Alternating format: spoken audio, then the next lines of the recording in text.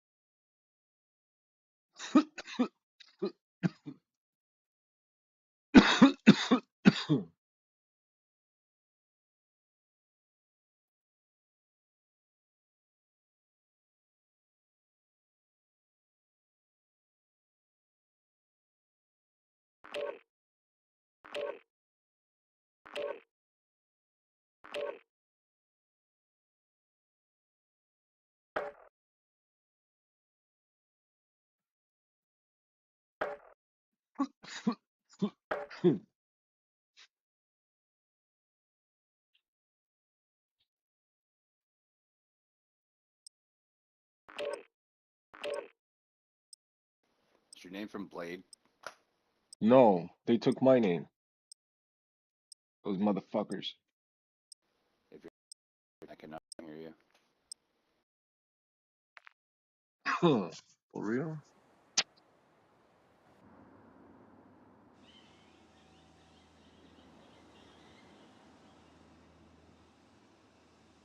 Huh. Huh. Now I hear you. Huh. Huh. I think you be getting something good there. Yeah, yeah, I'm okay, bro. Okay, listen. As long as you survive, and play the game, I'm good. Well, that's what I want to know. How do you play? Cause, how do you play? Okay, you got sniped out the fucking air. Kill people. This ain't competitive. I don't give a shit about playing like that.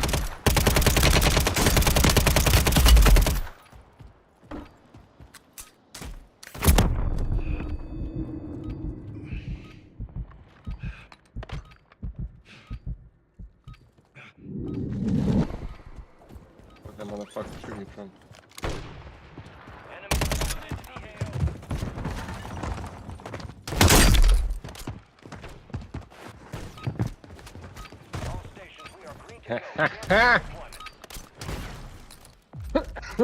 Listen.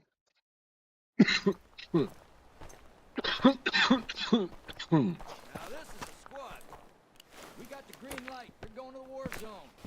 Grab your gear and shoot. Fuck, man. You want to play? If you want to play it safe, we'll play it safe, bro. But if you want, I usually go straight vault and then fuck shit up. But I do hot drops. But I don't. usually try to go for like a scavenger contract first, just so I can get some shit. See, no, that's you don't do that. No, follow me and stay on my ass. Just keep up, bro. Make sure you watch my ass and we win. Don't worry. Fucking scavenger contracts. What the fuck is this? Straight up follow me as soon as I go. Make sure you keep on my ass. Let's go. Oh my god.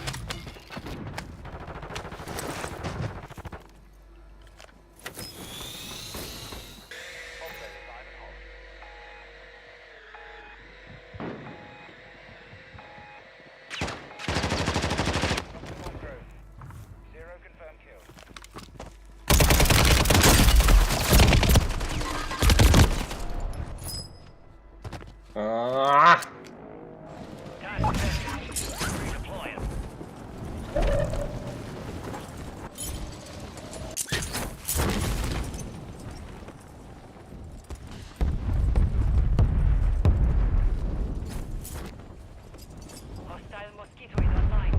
Hostile deploy a mosquito.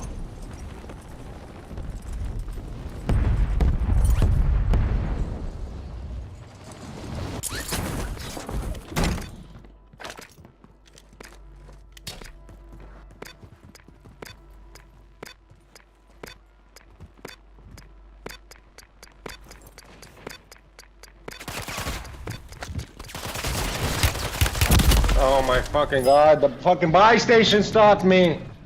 That's crazy. Go get after it. That's fucking crazy, bro.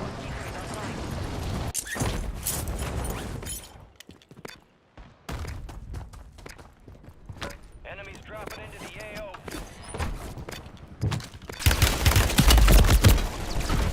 Failure ain't fatal.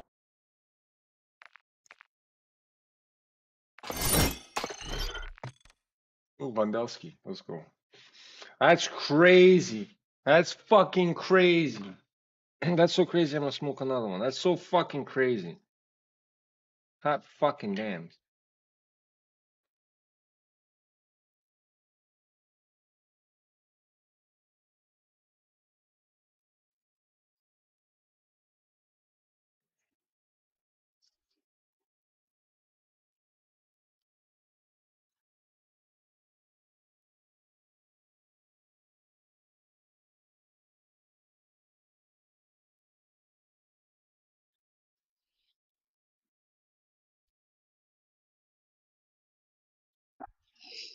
Bella, shut the fuck up. Just stop.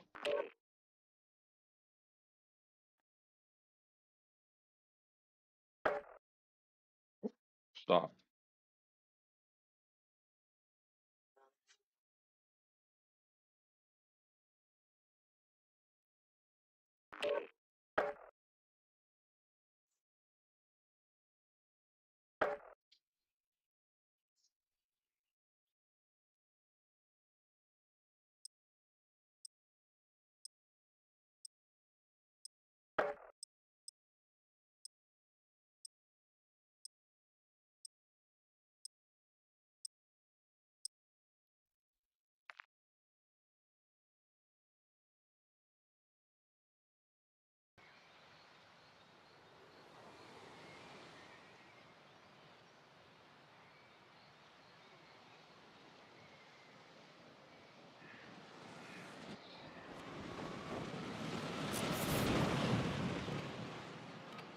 Use this time for some target practice.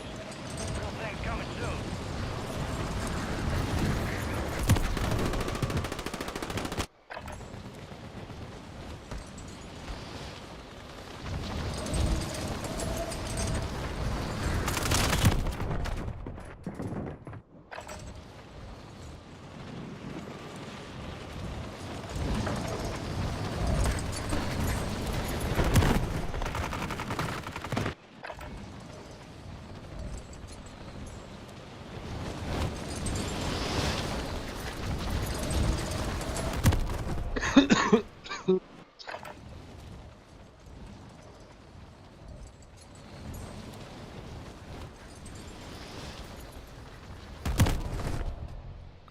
Playtime's over. Stand by for deployment to the war zone.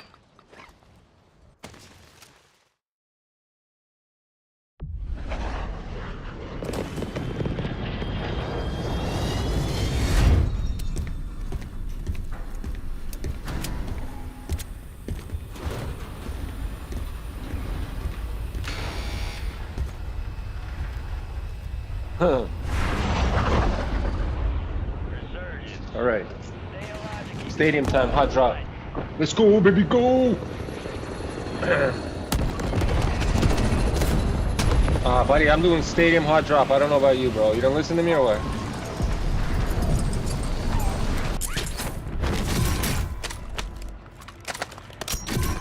Yo, fucking loadout here, buddy. Everything's. Enemy soldier incoming. There. Target marked. Copy that. Longbow 3-1. Strike What the fuck is it?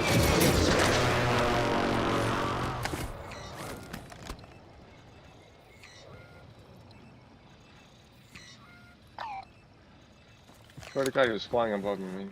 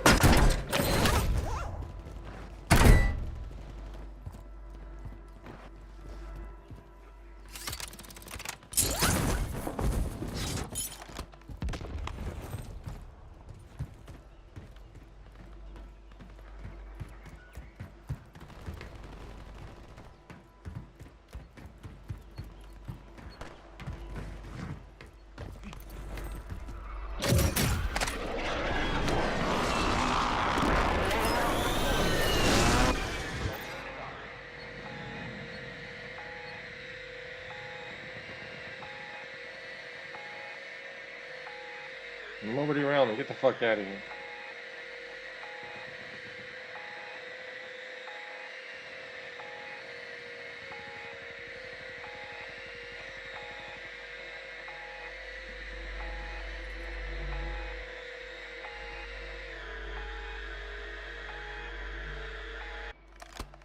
No hits on target.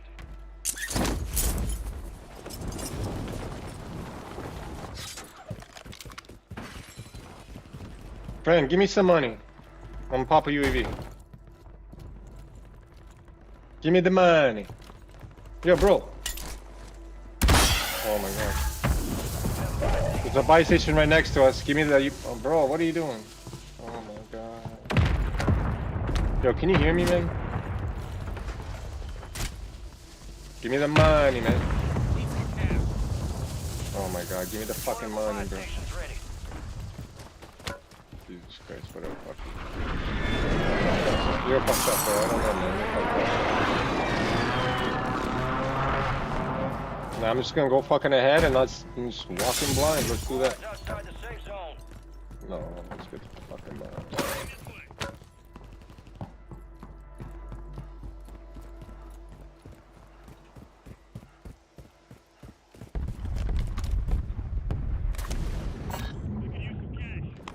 Buddy, I need the fucking money.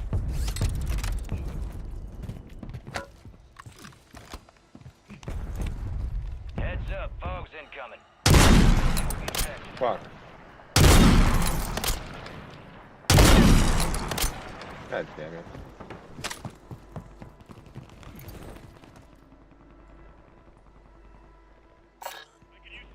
Enemy movement.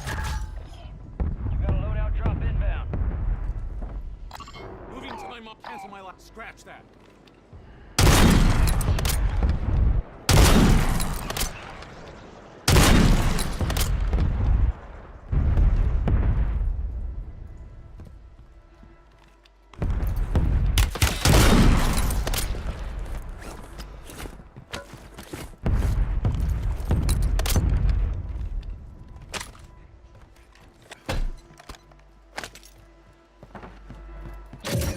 You know what? Oh fuck. Oh my god, what's going on here?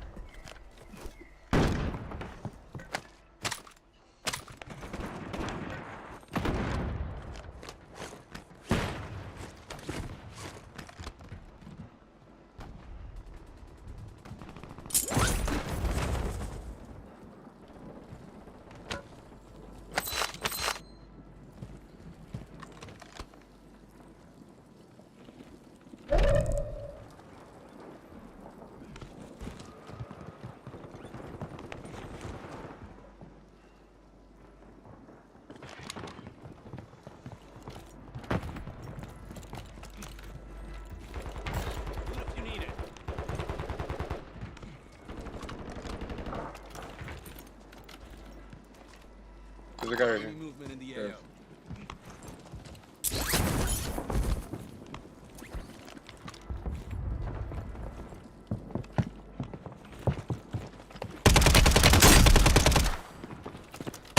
He's lit. He's lit. He's lit. Marking the rest of them. KIA. One more. One more. Underneath. Two underneath. One in the tower. I mean, the building. One where inside our fucking house. Yeah, chill.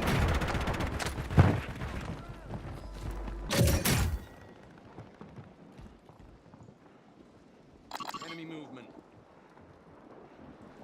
Enemies are dropping into the area. Watch the skies.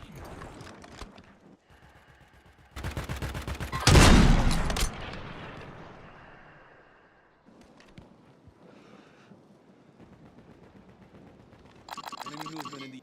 Move it. Cancel my last. Enemy movement. Right there on my mark, bro. On my mark. Right up beside the boat here. Moving to my mark. Enemy mark. Right here. Moving. Fuck.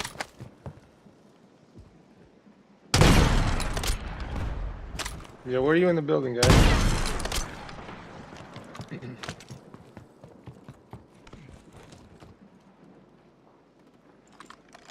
Gas is inbound.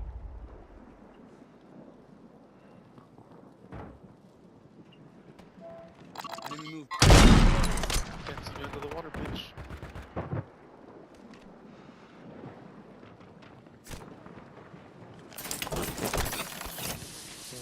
I might have did it a little early.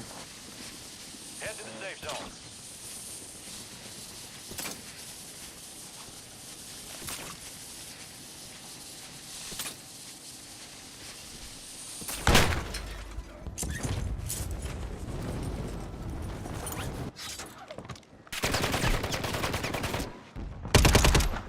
Come swim, buddy.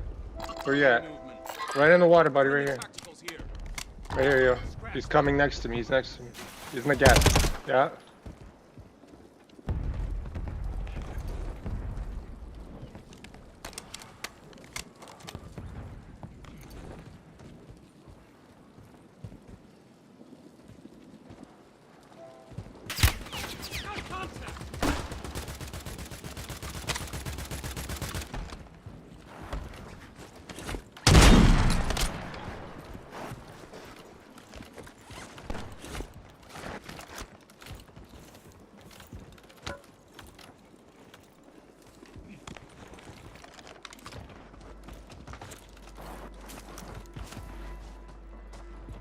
Yo, he could be underneath. Chill. Yeah, he's underneath. We've got severe weather moving into the area. Visibility will be low.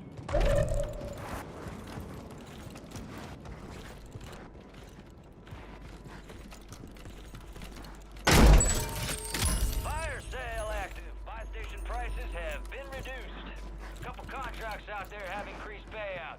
Get to them first to cash out. Yo, get a UAV, bro. Pop 3 of them.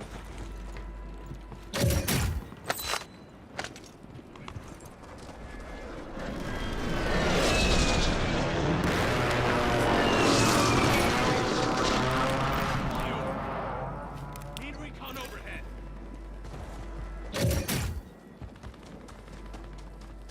Resurgence window is ending. Watch your 6.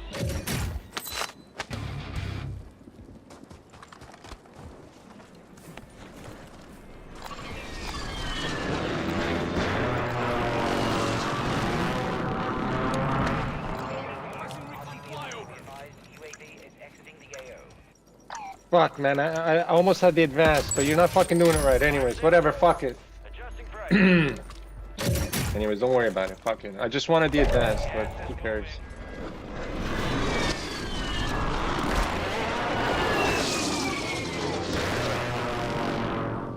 Only 25 remain. Be advised, UAV is exiting the AO. Move to the safe zone. Yo. One right here.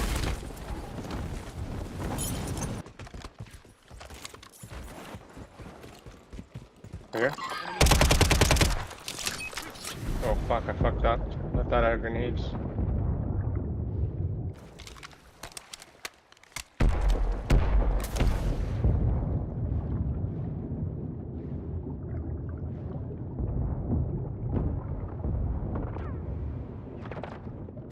You jump in the water.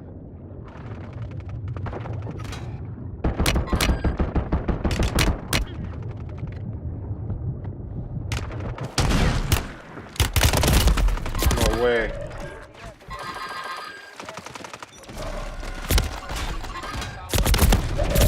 Fuck. Oh my god. Unfucking believable. Good try.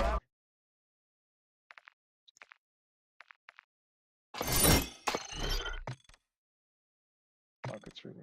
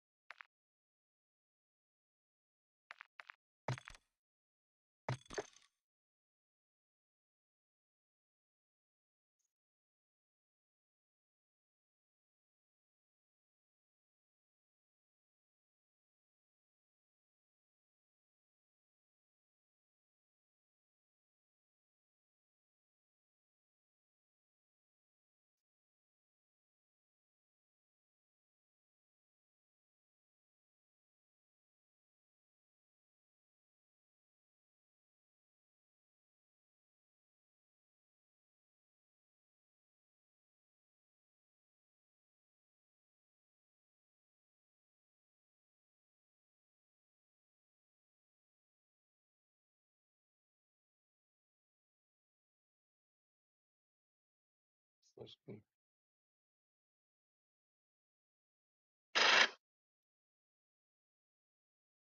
Yeah, buddy.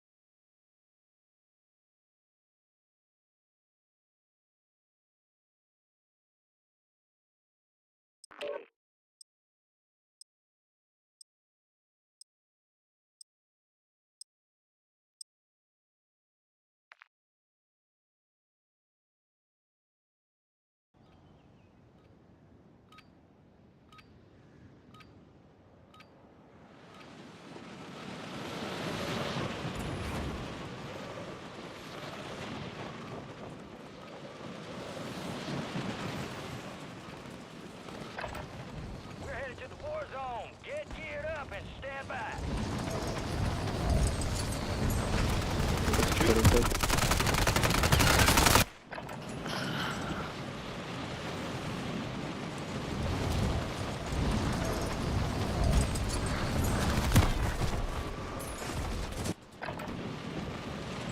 Oh, no, they shoot on this motherfucker. This ain't shit like that.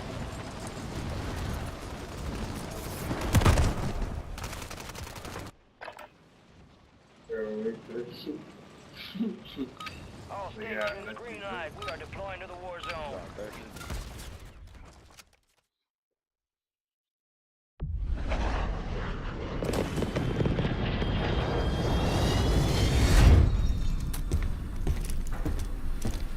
Go to Stronghold. I'm gonna go get the key card from Bio.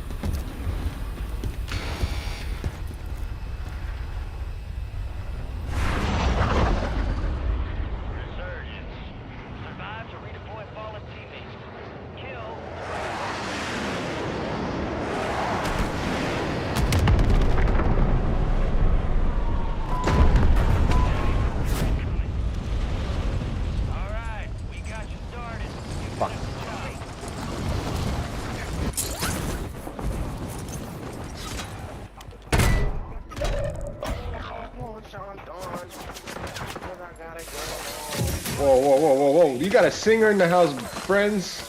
Keep singing, buddy. I like it.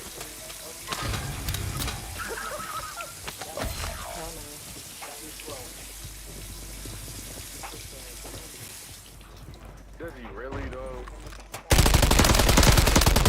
Come on, no way. We located the rest of them.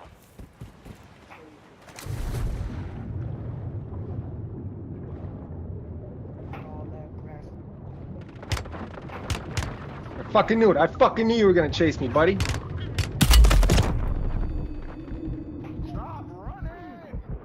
Come here, bucko! I just want to talk. I just want to talk. Don't worry. I'm coming. Let me just fucking gain my health, buddy. Don't worry, I'm coming. Let me regain my health, and then your fucking head is shot. You fucking motherfucker. Come here. Where are you? Are you chasing me? Keep chasing me. Where are you at?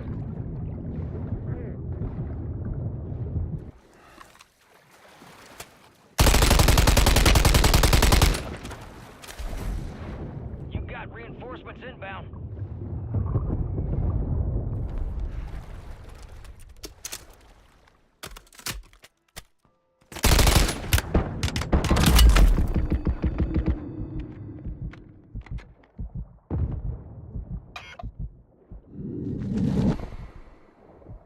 What are these guys coming from, bro?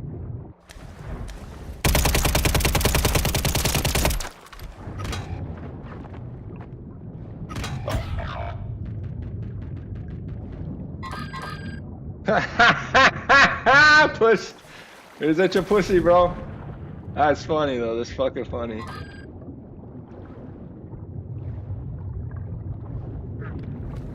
Bro, you should have just kept coming at me, but whatever, you're a pussy. Your squad mates funny. redeploying. Well done. Got gas moving in. Funniest shit ever, bro. Can't believe this happening. Can't believe this is fucking happening, friends. You guys are pussies.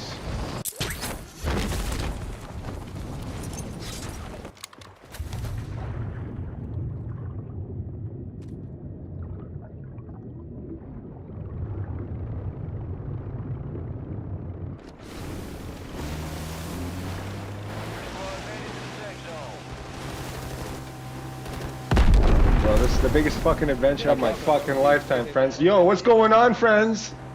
Can't believe this fucking happening.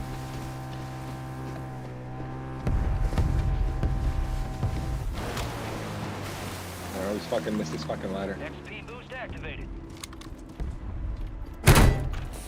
Unfucking believable. Guys, I made it.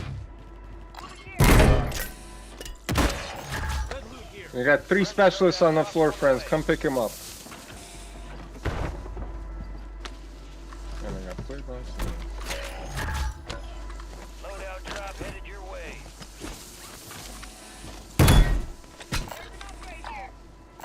Loot if you need it. Fuck it. I'll take them all.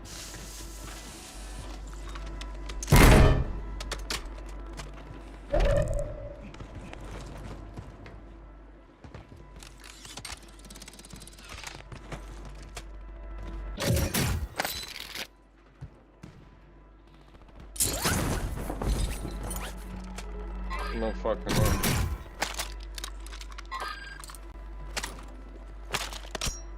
I got spent everything, bro. I got 3 loadouts and shit. Yo, this is a crazy game. Moving. Got look over here. Hostiles in this area.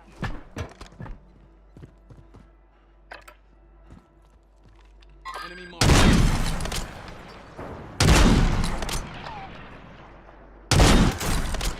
Enemies dropping in.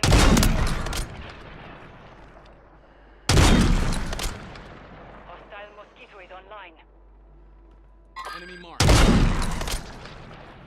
Hostile located. Moving to my mark. Fuck. I need high caliber rounds. Where the fuck this guy going? Enemy marked.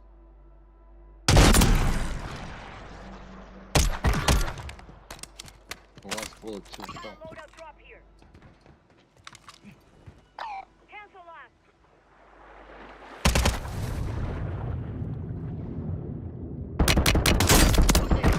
fucking running, buddy? Where are you fucking running, huh? Remaining operators from that squad.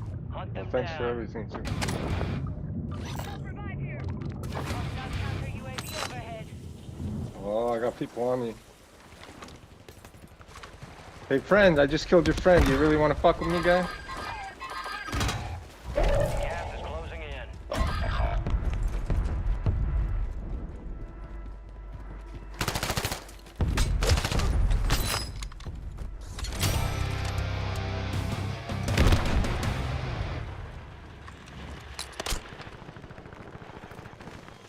Your squad mates back on station.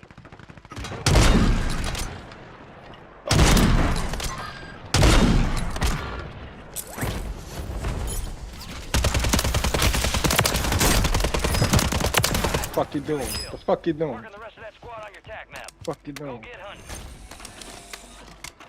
Friends, take the specialist. Friends, just fucking right here.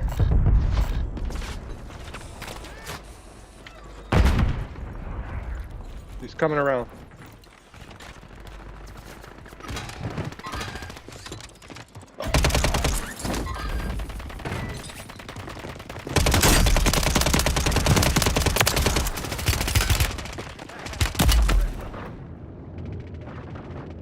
Your squad mates redeploying. Well done.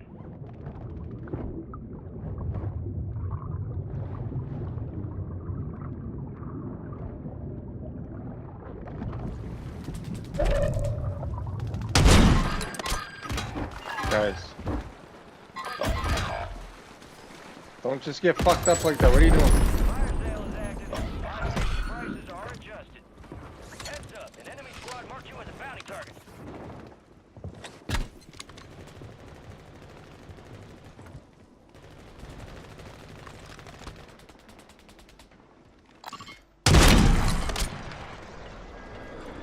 Got reinforcements inbound. Squad mates redeploying. Well done.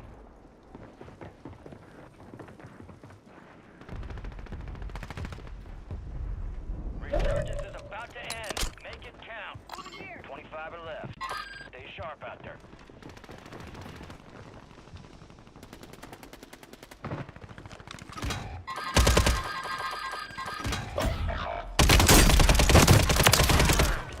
Located the rest of them. Where's that guy coming from? So weird.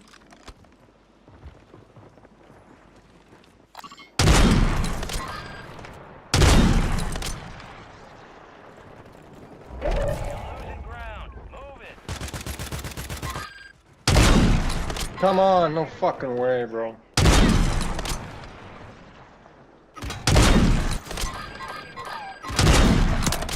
Got reinforcements inbound.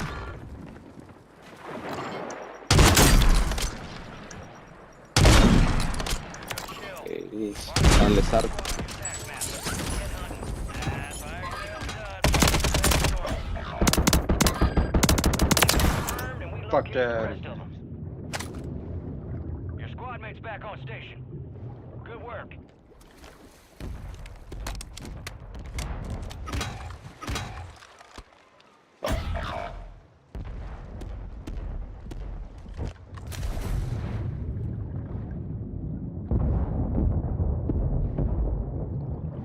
You got reinforcements inbound. Resurgence has closed. No more second chances.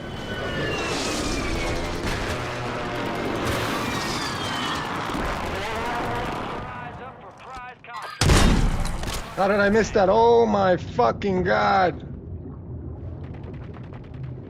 Bro, how did I miss you? That's crazy. Good work. One just ran on the boat.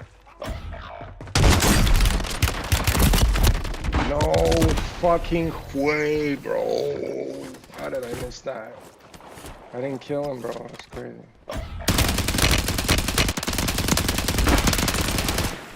I hit him in the head. Got gas moving in. Oh, my on fire streak is over. Valiant, keep your head up. I was fucking on fire. I was like fucking killing it.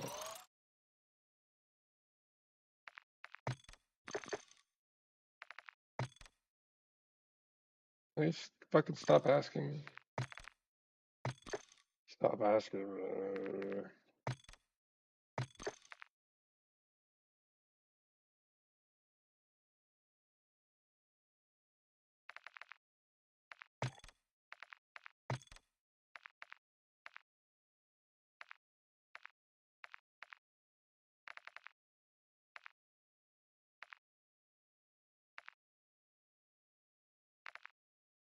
What's the thing? It's not the STG, is it? That's weird.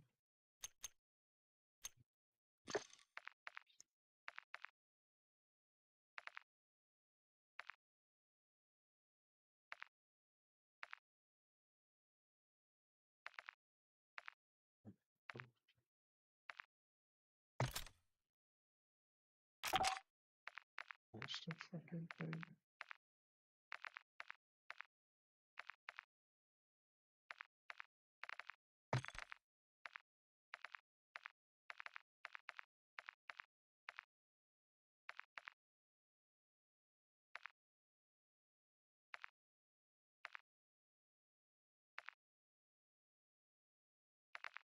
What the fuck?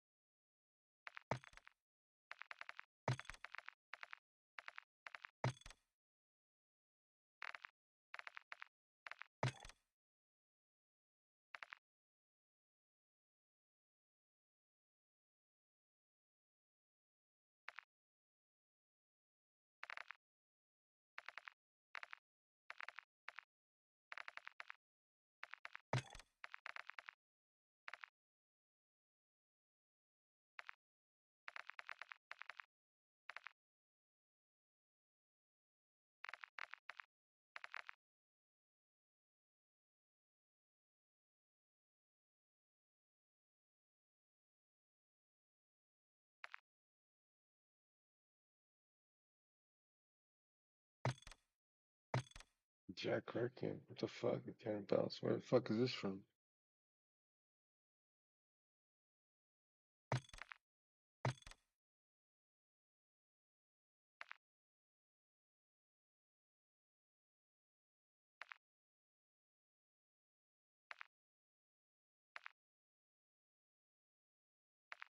Signature Jack Watch.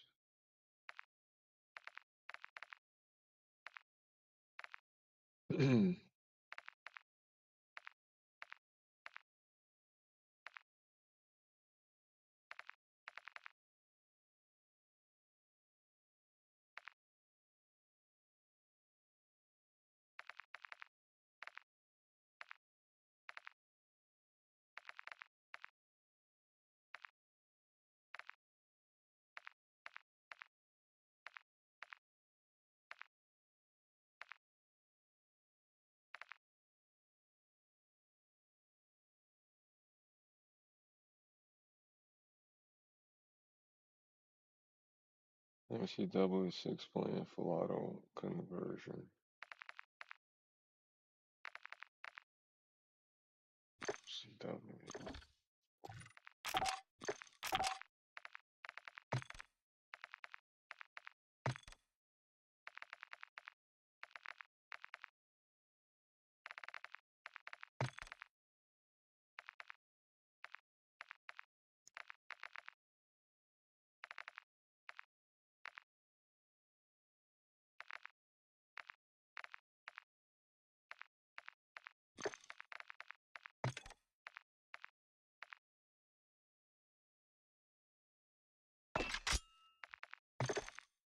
What?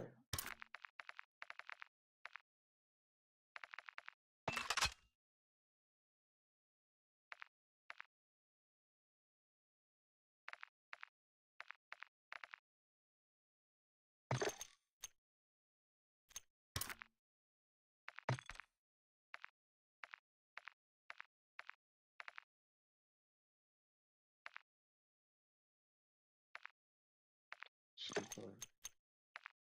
What does this do?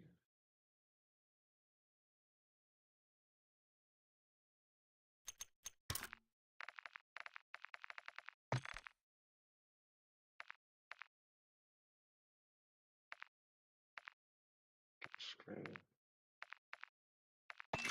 Okay, check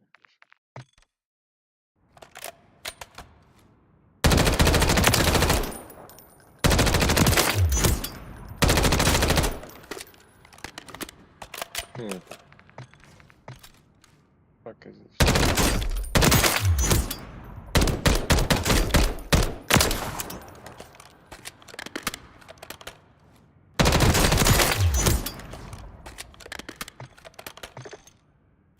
What it is?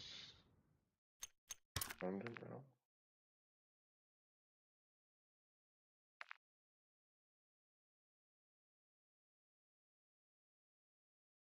It's crazy.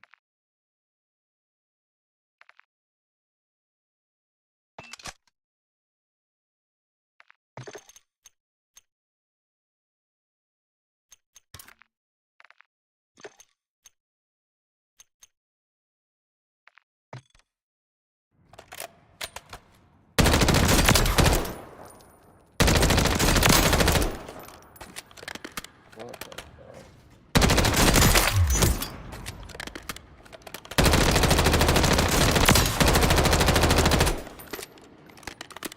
Once it's fucking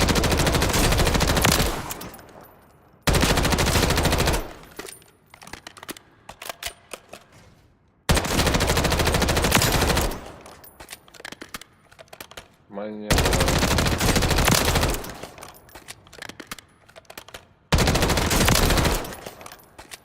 Angel side, yeah.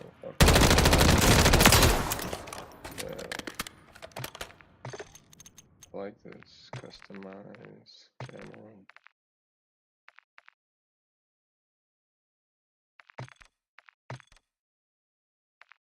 Oh, it's almost there too. Holy shit. Let's give it crazy shit. Trippy frogs, yeah, trippy frogs. Trippy frogs. Ammunition. Is this?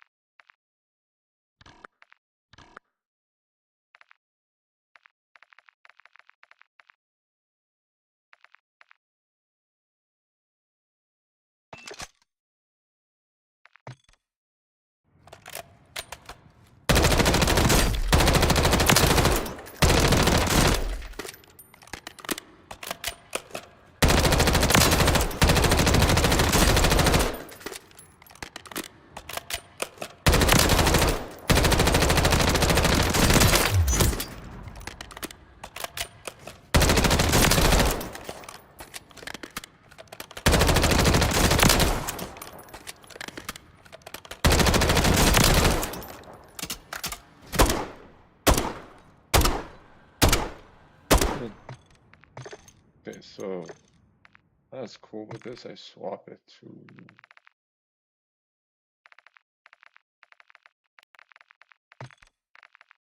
spear.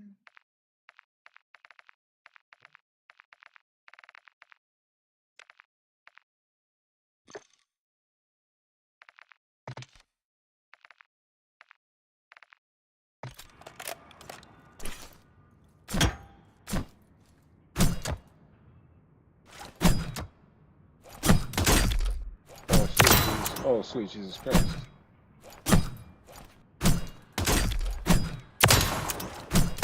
No fucking way. And the spears stick on him? No fucking way. That's crazy.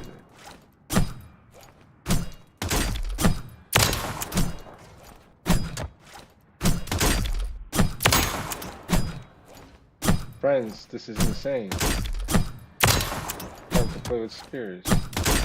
Fuck them up.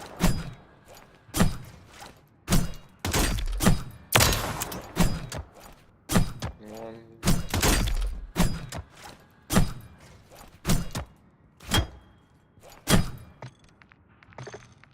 Let's try this out. Fast hands, blah blah blah. Cool.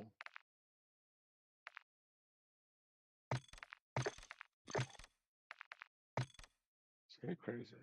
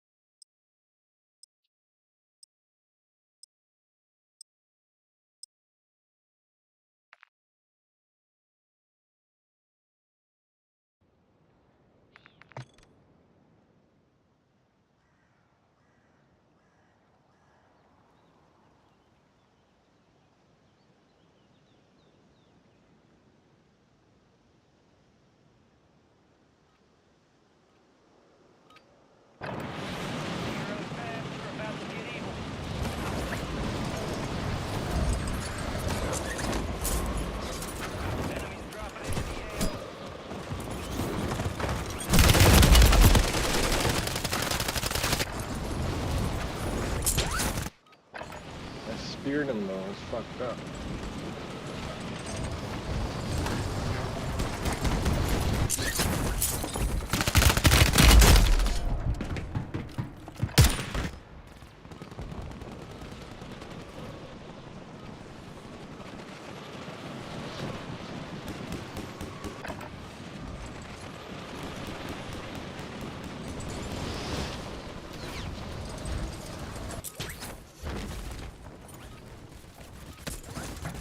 Enemies are dropping into the area. Watch the skies. Rest time's over. Now you deploy to the war zone.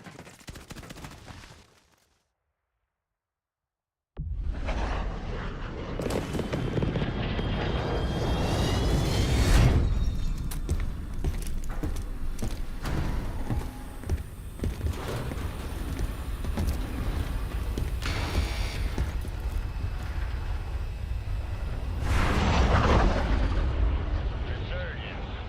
Stay alive to keep your Okay, go to Stronghold, I'm gonna get the key card.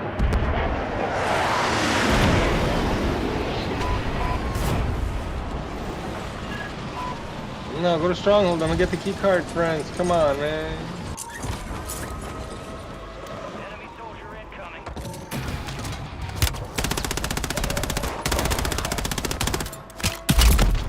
Come on, buddy. What are you doing, guy? Come on. I hit that dude like twice.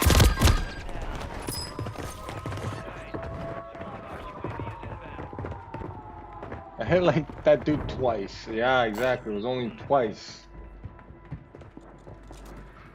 Just...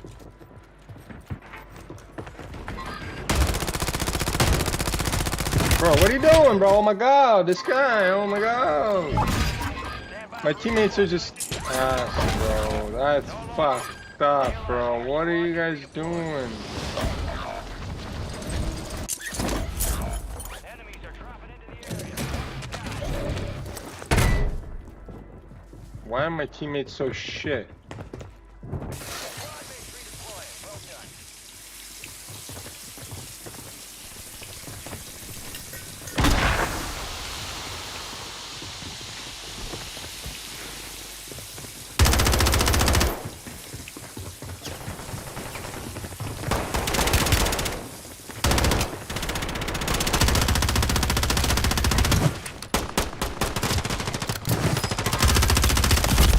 No, he has fucking no ammo. There's no fucking way. One shot, bro. Come on. Bro, there's no fucking way, man.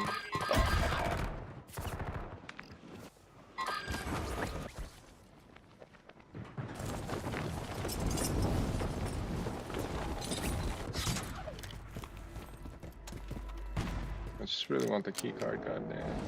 I didn't even have it. Go get your revenge.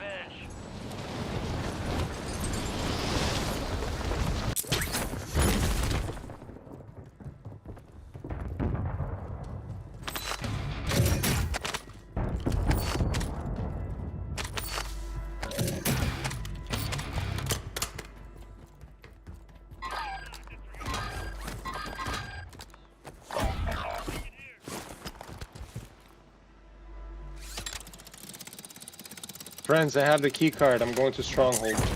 Meet me there. I'm gonna bring the loadout and everything. Inbound. Gas is inbound.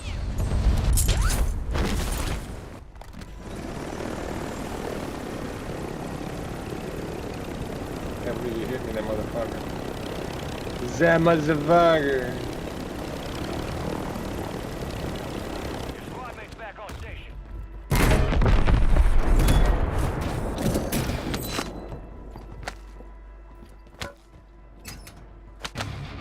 All right, your squad's in the safe zone. You got a loadout drop inbound.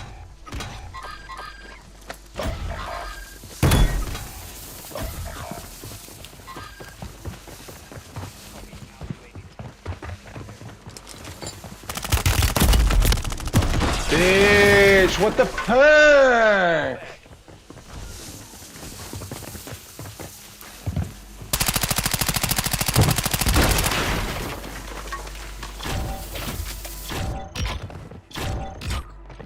My teammate doesn't listen ever. My teammates never fucking listen. Didn't even get to try my fucking loadout. The spear and shit, whatever. I'm fucking fuck this game now. Shit.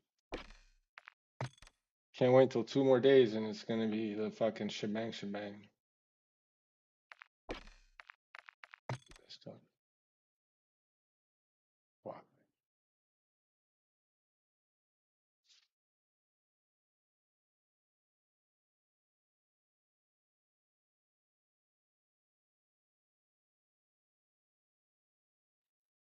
Hmm.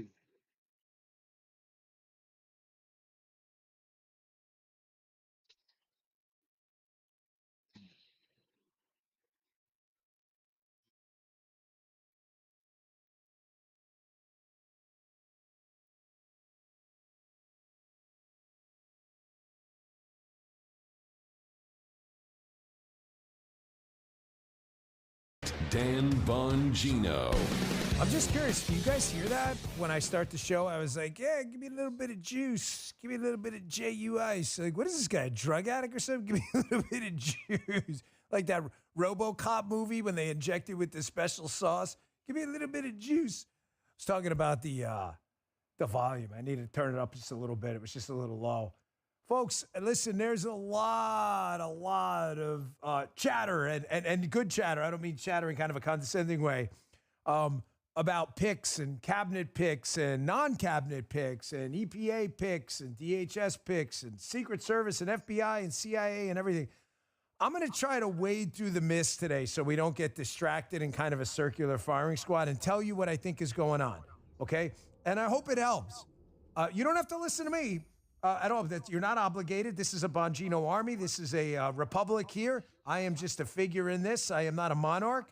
But I think I've got a pretty good perspective on this that kind of balances both sides of this. Stay tuned. You'll see what I mean. And then the media is just getting crushed right now. It's so glorious to watch MSNBC just collapse as everybody realizes they've been being bullshitted for the last, 20 years that place has been in existence plus. Today's show is sponsored by Blackout Coffee. Stop giving your money to woke companies that don't care about you. Go to blackoutcoffee.com/Bongino. Use coupon code Bongino for 20% off your first order.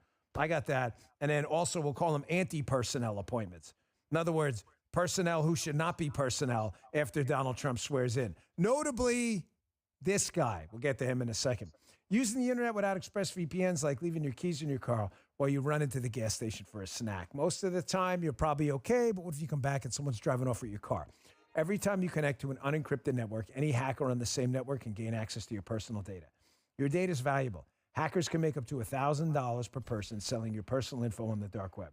ExpressVPN creates a secure, This- encrypted this tunnel guy, secure on the bind all year. fucking- ExpressVPN for free. All right, fellas, reads let's all go. these- Always So, read the fucking commercials. This I guy, watched what a the chat fucking here guy. before. Let me see. Here we go.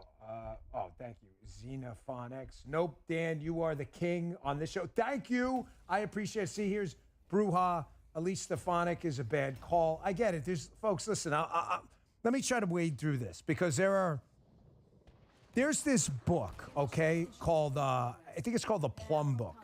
And it is a list of about a couple thousand, maybe 3,000 jobs that fall under the executive branch that the president and his people are going to appoint. Okay, the president's not going to be involved with all 3,000 picks. He's going to have the big headliner jobs, like you saw yesterday, EPA, DHS, Sec State, Cabinet, probably the deputies underneath them, obviously Attorney General and that stuff. But they're not going to get involved in but like the Bureau of Indian Affairs. I think that's an important job for them, but it's not going to be something probably President Trump's going to personally be involved in. But there's a lot of appointments he's got to make. Now, I'm just being straight with you here. I know a lot of good and decent people. They told me they're going through a very methodical process with this thing. Here's the problem they have. There is not a single appointment they're going to make, I promise, where you're going to agree with that person 100% of the time. It's just not going to happen. It's not.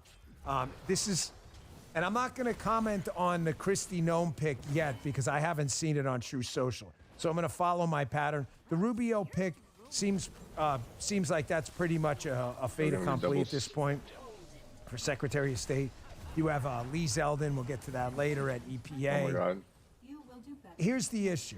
The last time Trump chose a team of rivals approach, this team of rivals approach was meant to bring into the tent people who generally disagreed with Trump and ran against him with the thought that it would mute the resistance to his agenda. Does that make sense? Gee, stop me if this is getting boring. He just figured there's going to be a lot of people out there who don't like me who were never Trump in 2016. You might as well bring them in the tent, and then they'll become Team Trump loyalists. That didn't happen. They got inside the tent, and they did what? Double-barreled F you, man. They just gave him the double barrel and screwed him over. The Rex Tillersons and others, they shafted his entire, basically his entire presidency. And it took them 3.5 years for, to get their sea legs. Luckily, they got a lot of stuff done. I should say 3.5 years. They got a lot of stuff done, but the team of rivals approach didn't work. This time, what I'm hearing is they're not going to agree on policy with every single appointee. They're not. But they at least initially trust these people to be loyalists to the Trump agenda. If not, I want to say the Trump agenda, in that they came out there and they put their political butts on the line a little bit. That's what I think is going on. So there's going to be a lot of circular firing squad stuff where somebody wants someone and they don't get picked and then boom, everybody. Here's my suggestion. Give it a little bit. Trump has had no problem firing people. Trust his judgment on this just for a bit. I know his people are doing their homework. None of these picks are by accident. There's a reason it's happening. I'm just asking you, especially with the Rubio pick and others, listen, Marco Rubio and I have had some agreements and some disagreements on issues. He's one of my senators down here from the state of Florida. Just give it some time. There's a reason they made these picks. They're not by accident. Do you get what I'm saying? Just kind of, a lot of times, like in the past, we thought we had really good people, Bill Barr and others, and they let us down. Jeff Sessions and others, and they let us down. This time, he's doing it for a reason. Folks, some more good news. I said today in the title of the show, more winning. The winning continues. MSNBC's ratings have completely collapsed. People may be starting to realize, because I'm a numbers guy and a spreadsheets guy, that, man, this really sucks getting lied to the entire time. Joy Reid down 54%. How Joy Reid is even have an audience to be down 54% is insane. Joy Reid should have one viewer, Joy Reid's mom or dad, and then that's it, which would be 0%. That's just done. Joy Reid, the dad funny. stopped watching, it's still mom. So, right, down 54%. Good call, Guy. Ari Melber, Chris Hayes, Alex Wagner, Morning Joe down 39.6%. We'll round up to 40. Stephanie Rule down 67%. That's start looking for a new job time. Andrea Mitchell, as Rush Limbaugh used to say, down 40%. Chris Hayes, Alex Wagner, they're just getting crushed. Folks, sooner or later, the truth wins. Now, I could show you all our ratings from yesterday, but whatever. It would look self-celebratory. I'm just telling you, the ratings for this show have never been higher. We kicked ass yesterday again. Thank you, Bongino Army. The judges ruled. You are the most powerful voice in conservative media, and it's not even close. Live stream, VOD, audio, Spotify. What is that? Are you throwing like this ninja stars? Look at this guy. He's got like a little ninja star there out of paper. What is going on here? First he bounces up yesterday, kind of scares me a little bit. We're coming up trying to fix the TV screen. Now he's throwing little ninja stars at me. Our ratings are doing great. #1 news live stream yesterday. Thanks to you. We love you guys. Folks, people find the truth. On a very serious note, put the back patting shit aside for a second. People find the truth, man. And the Bongino Army have been getting it done. We are a growing, powerful force in this movement, and I'm proud to be part of it. We talked about personnel for a second there. Let's talk about anti-personnel, getting rid of some people. Because, folks, if there's not mass firings on day 1, day 2, through day 100, then this thing has all been for naught. The hits just keep on coming. And I want to address something, too, a tactical disagreement I had with a listener yesterday who's like, Dan, they're doing it all wrong. They're announcing all the people they're going to fire and all the things they're going to do. This is a big mistake. We should sneak up on them. Funny with the ninja stars. Like ninja style, Karate Man. I would do Karate Man, but my right knee is like blown out. I slipped in the sauna yesterday. I know things keep breaking. I'm getting old. But I'm going to address why you're wrong. I love that you commented, but you're wrong. But this person's got to go. NBC News, FBI Director Christopher Wray is preparing for a possible forced exit under Trump. Hallelujah. Please, see ya. Wouldn't want to be ya. This guy has got to go. Folks, I said to you, the second Donald Trump swears in, Donald J. Trump, he should just whip out a flip phone from his pocket, a StarTAC from the 90s that still works. Call up Christopher Wray and say, you're fired, in that Donald Trump only way. This guy has got to go. I can make a strong case to you that he has been as incompetent and potentially corrupt an FBI director as Jim Comey. And believe me, that's saying a lot. This guy is awful. This is gonna be great. It's by Ken Delanian, which of course, is a fusion Ken Delanian. Was that a Ken Delanian article? Really? Oh. Some people have asked me who I would like to see in charge of the FBI. I'm always hesitant to throw names out there, but Kash Patel, I think, would be great. I think would be a great addition. Listen, Devin Nunes, who led the Spygate investigation, would be really good. Ratcliffe would be pretty good. Again, folks, I understand as I throw these names out there, I'm listening to you guys in the chat. You guys matter to me. I'm here. West Coast 360, Kash Patel. Listen, I love you guys in the chat, but I just want to be clear. Like, this is not a monarchy. If you don't agree with me, say, Dan, say, screw that guy, F that guy, and here's why. That's fine. Like, that's cool. There's just so many people to pick. There's not going to be unanimity on every single pick is all I was getting at. I'm sorry if I was even a little long-winded at the beginning of the show. Now, let me get to one of my listeners. Someone reached out via Facebook yesterday and said, Dan, the strategy of announcing all this stuff that Trump is going to do by video is a huge mistake because the left can prepare. I'm here to tell you with absolute certainty, and I'm not absolutely certain about much, but I'm certain about this. You are 100% wrong. And I can tell you, because this is not an ex post facto analysis, I've said to you before, in advance, for years, that that's wrong. The left already knows what Trump is going to do. People in government who are getting pink slips, notifications, your job, they're already leaking to the media. So let me be clear, and I would like your feedback in the chat here, but let me just be clear on this.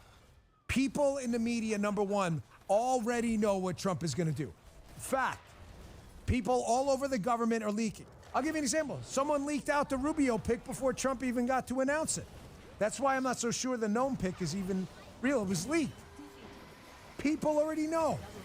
Second, what did I tell you about a year, 2 years, 3 years ago, over and over again?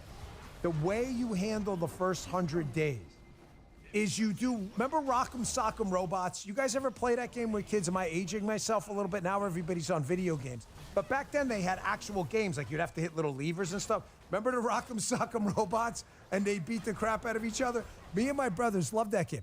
And if you could hit it really fast, that Rock'em Sock'em Robot, you beat the hell out of the other robot. That's how you do it. You gotta just keep throwing punches. You send out, the minute they're worried about Trump breaking up the international censorship regime, you send out a video about breaking up the DEI regime on university. The minute they get upset about that, you send out Stephen Miller's going to be a deputy chief of staff. They start crying about that, you announce Tom Homan and then Rubio. The minute they're upset about that, you announce that you're going to break up the Department of Education. This is the way you do it. Because if you noticed that they're so busy infighting, they don't know what to focus on. They were losing their shit over Tom Homan being appointed border czar, and basically you haven't heard anything about it in the last 12 hours because they're focused on everything else. This, you do it openly, you do it in their face, you go Rock'em Sock'em Robot style. Here's what I mean. Here's Donald Trump releasing another video yesterday. Watch every second of this. This is good.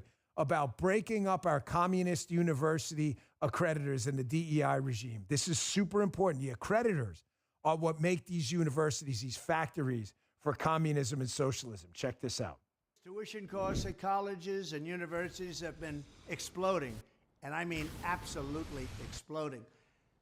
Academics have been obsessed with indoctrinating America's youth. The time has come to reclaim our once great educational institutions from the radical left, and we will do that. Our secret weapon will be the college accreditation system. It's called accreditation for a reason. The accreditors are supposed to ensure that schools are not ripping off students and taxpayers, but they have failed totally. When I return to the White House, I will fire the radical left accreditors that have allowed our colleges to become dominated by Marxist maniacs and lunatics. We will then accept applications for new accreditors who will impose real standards on colleges once again and once and for all.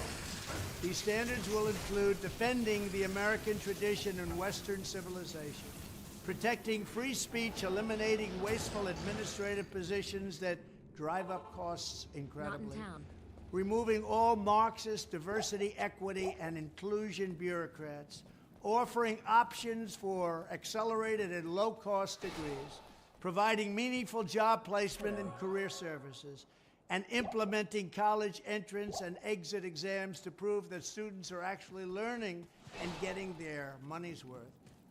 So, to the gentleman who reached out to me on Facebook, I love you. This is not a monarchy. I can't say that enough. This is a family. We don't have to agree. But I have to be firm here in telling you, you are definitely wrong. Do you see how this approach works better? When you hit them Rock'em Sock'em Robot style, think about this. I've been in the media business a long time. We have Bongino.com. Avita writes there. Matt writes there. We've got articles there still. They have one column they'll pretty much write a day. It's the exact same thing at the Washington Post and the New York Times. If you have one column and you're an anti-Trump lunatic like a Jennifer Rubin, what do you write about? Right? What do you write about that day? Tom Homan is a Nazi.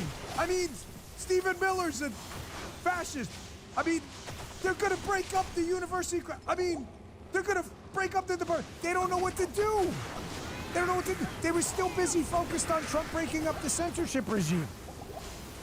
They're worried about him firing the FBI guy. They don't know what to write about. Trust your boy. Have I led you astray on anything? Trust your boy, D-Bots. Trust your boy.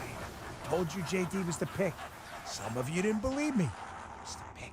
Told you to vote early. We'd kick their ass. They weren't prepared for it. God. What did we do on the radio show? We focused on the Senate because it mattered. We're up 53 seats. Boy is not going to lead you astray into the wilderness, okay? This is the only way. Because now Jennifer Rubin's writing a piece right now. I'm probably not doing it in pen, but I used to. I didn't even learn to type when I was at the Secret Service. I still have to write everything down. True. I was like the hunt and peck guy. Jennifer Rubin right now is like, oh my gosh, they're going to fire accreditors. We will not be able to institute communism in universities. We're going to lose our ideological power over the younglings. The younglings. As she's writing this article, she's watching this video. Here's the same video at the end. She's like, wait. Now she's got to scratch the whole column out and say, holy shit, there was something even worse in this video. Trump is going to break up the Department of Education. Folks, hair is getting pulled out in chunks, Rand. Whole chunks. Like, you're going to have like a big donut around your head. Chunks are being pulled out right now. Here, watch this, same video. And one other thing I'll be doing very early in the administration is closing up the Department of Education in Washington, D.C., and sending all education and education work and needs back to the states. We want them to run the education of our children because they'll do a much better job of it. You can't do worse. We spend more money per pupil by 3 times than any other nation, and yet we're absolutely at the bottom. We're one of the worst. You see, man? You see what I'm telling you? They don't know what to write about. They're still busy writing about Kamala Harris sucks, Joe Biden should have got out sooner, Republicans are racist, Nazi, misogynist, anti-immigrant. They're still busy writing notes. They're not even done with those. They don't know what to do. Please, seriously, I was joking, but please trust me. I promise you I have no dog in this fight. I swear to you as my loyal listeners, I love you guys. I have no dog in this fight. I'm not looking for a job. I'm not looking for PAC donations. I don't want your money. I don't want anything. I have no dog in the fight other than you and my credibility. This is the only way to do this. And by the way, these things are so fast and furious. I gotta tell you, I've had a tough time triaging the show about what to put in the show because Trump has launched so many nuclear bombs against the left and the deep state, I can't even fit it all in the show. This thing about university accreditors is a big deal. Those you have to be accredited to get federal money. When the accreditors tell colleges, hey, basically do commie stuff, that's why we've got communist universities. You break that cartel, you've got a whole new education system. And the Department of Education has been nothing more than an outlet, bureaucratic outlet for the teachers' unions that have screwed over kids forever. This is huge stuff.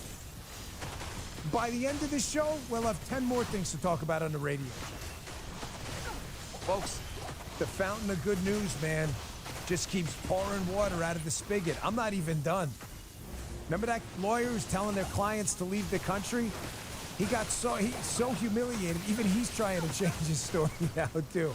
You'll see what I mean coming up in a second. Quick break. Birch Gold. Hey, for those of us holding our breath for the past several months, can exhale, finally. Work can finally be done on the big issues the country's facing. One of the most significant is our tidal wave of national debt. It's coming ashore. We're deep in the red. That debt's a house of cards, and unfortunately can't be quickly dismantled.